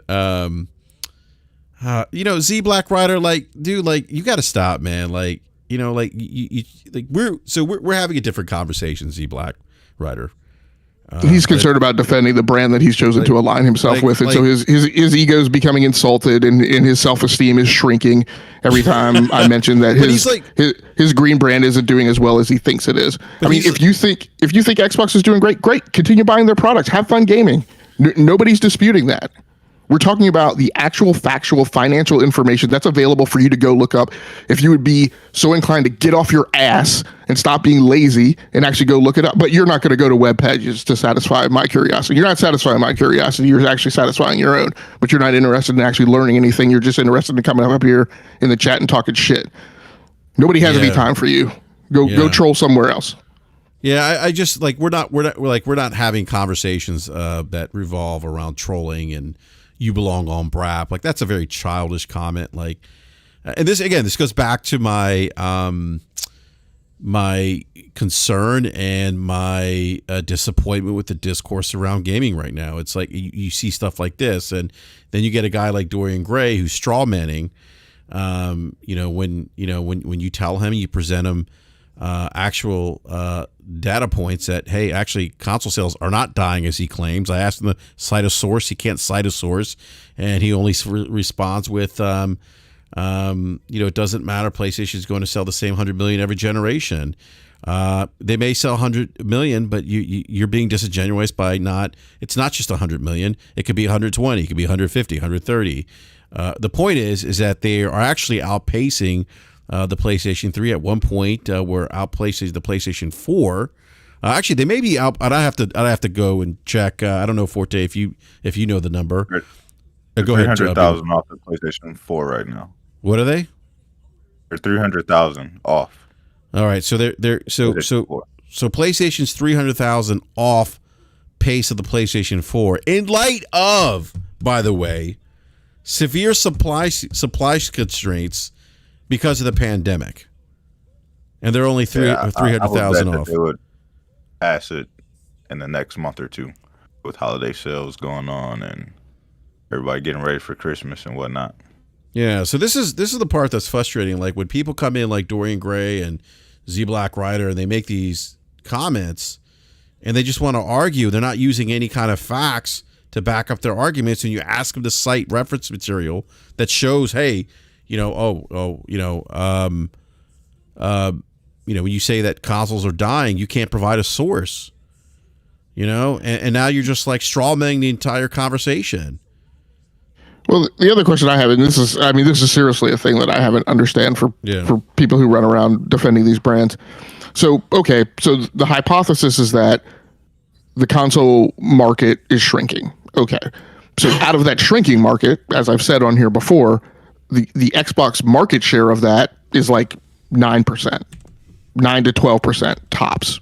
So my question is okay, the console market is shrinking. I'm going to contend that you're defending Xbox. What is it that you're defending that does anything for you? Like, do you play on all these other platforms that aren't consoles? Do you play on mobile? Do you play in the cloud? Do you play on your Samsung TV? Like, do you play on portable handhelds like the Asus ROG? If people do, and people say, hey, then I would understand. I would understand, hey, I'm so glad that Xbox doesn't just focus on the console, and I'm so glad that they're taking their content and they're making it available at all these other places that I can consume it. That's actually a rational argument, right? But the problem I have is when I see people making these arguments and I start pulling these threads, and I'm asking Dorian Gray the question, right? I just don't see the correlation that those people actually consume from those platforms. Those people are consuming from the console. And as we've been talking about for the last few weeks, like Microsoft's focus isn't on the console. So I don't understand what you're so happy about. And I'm not, and I just want to emphasize this, I'm not trying to tear you down or trying to, kick, the chair legs out from underneath your chair. What I'm trying to draw your attention to is, again, the historical precedent of Windows Phone, right? And the fact that, again, I've lived through this with like literally every single Microsoft hardware product.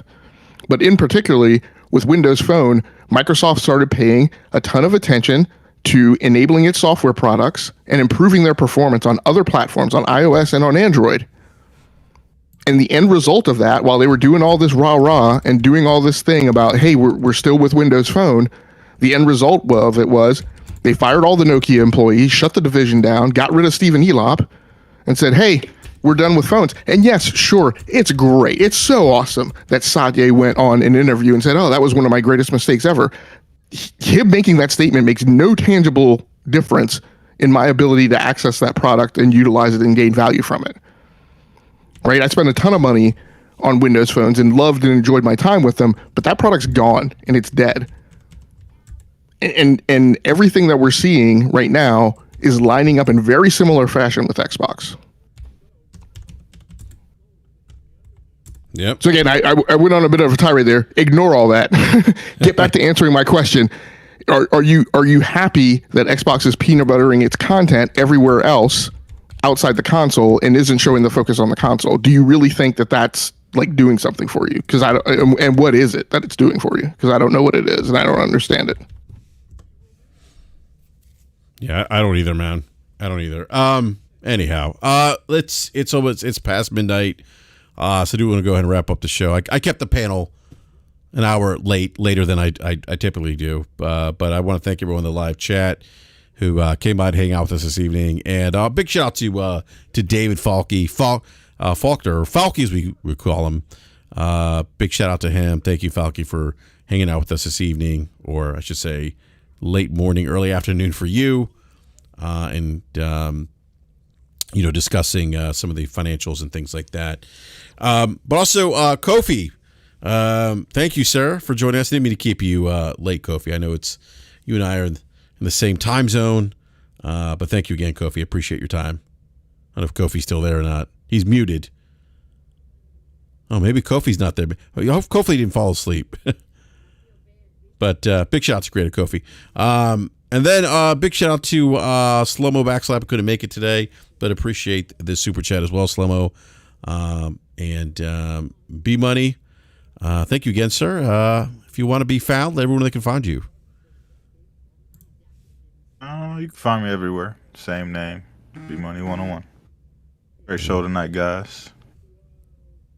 Yes, absolutely. No, it was definitely a great show. Great conversation. And then also, Forte, you have a show tomorrow. I do. Shout out to Falcom for joining us. Really great show. DPS podcast tomorrow night with the homie Slow-Mo Backslap on his channel, 9 p.m. Come check us out. We'll be talking about a lot of the same things we talked about today, but with a little bit more flair from Slow-Mo. Other than that, have a great day and enjoy the weekend you guys got. No doubt, no doubt. And then Game Logic, I don't know if you want to be found, but if you do, let everyone know where they can find you as well. Nope, I don't want to be found. All right. All right. Well, thank you again to the panel. And Kofi, I hope you didn't fall asleep. Didn't mean to keep you this late, but thank you again to Creator Kofi. Please hit that like button. And yeah, like Fortune said, hey, enjoy the rest of the week playing video games. Have fun doing so because that's what it's all about. We will catch you next time. And Brian Baker says, in time, PC gets everything. We just wait. That's a great point. But, hey, great seeing you, by the way, Brian. And thank you, Ryan. I forgot. Hey, and by the way, I'm not going to take any more Commander slander here on the channel. I just want to throw that out there. But, no, seriously, thank you, everyone. We'll catch you next time.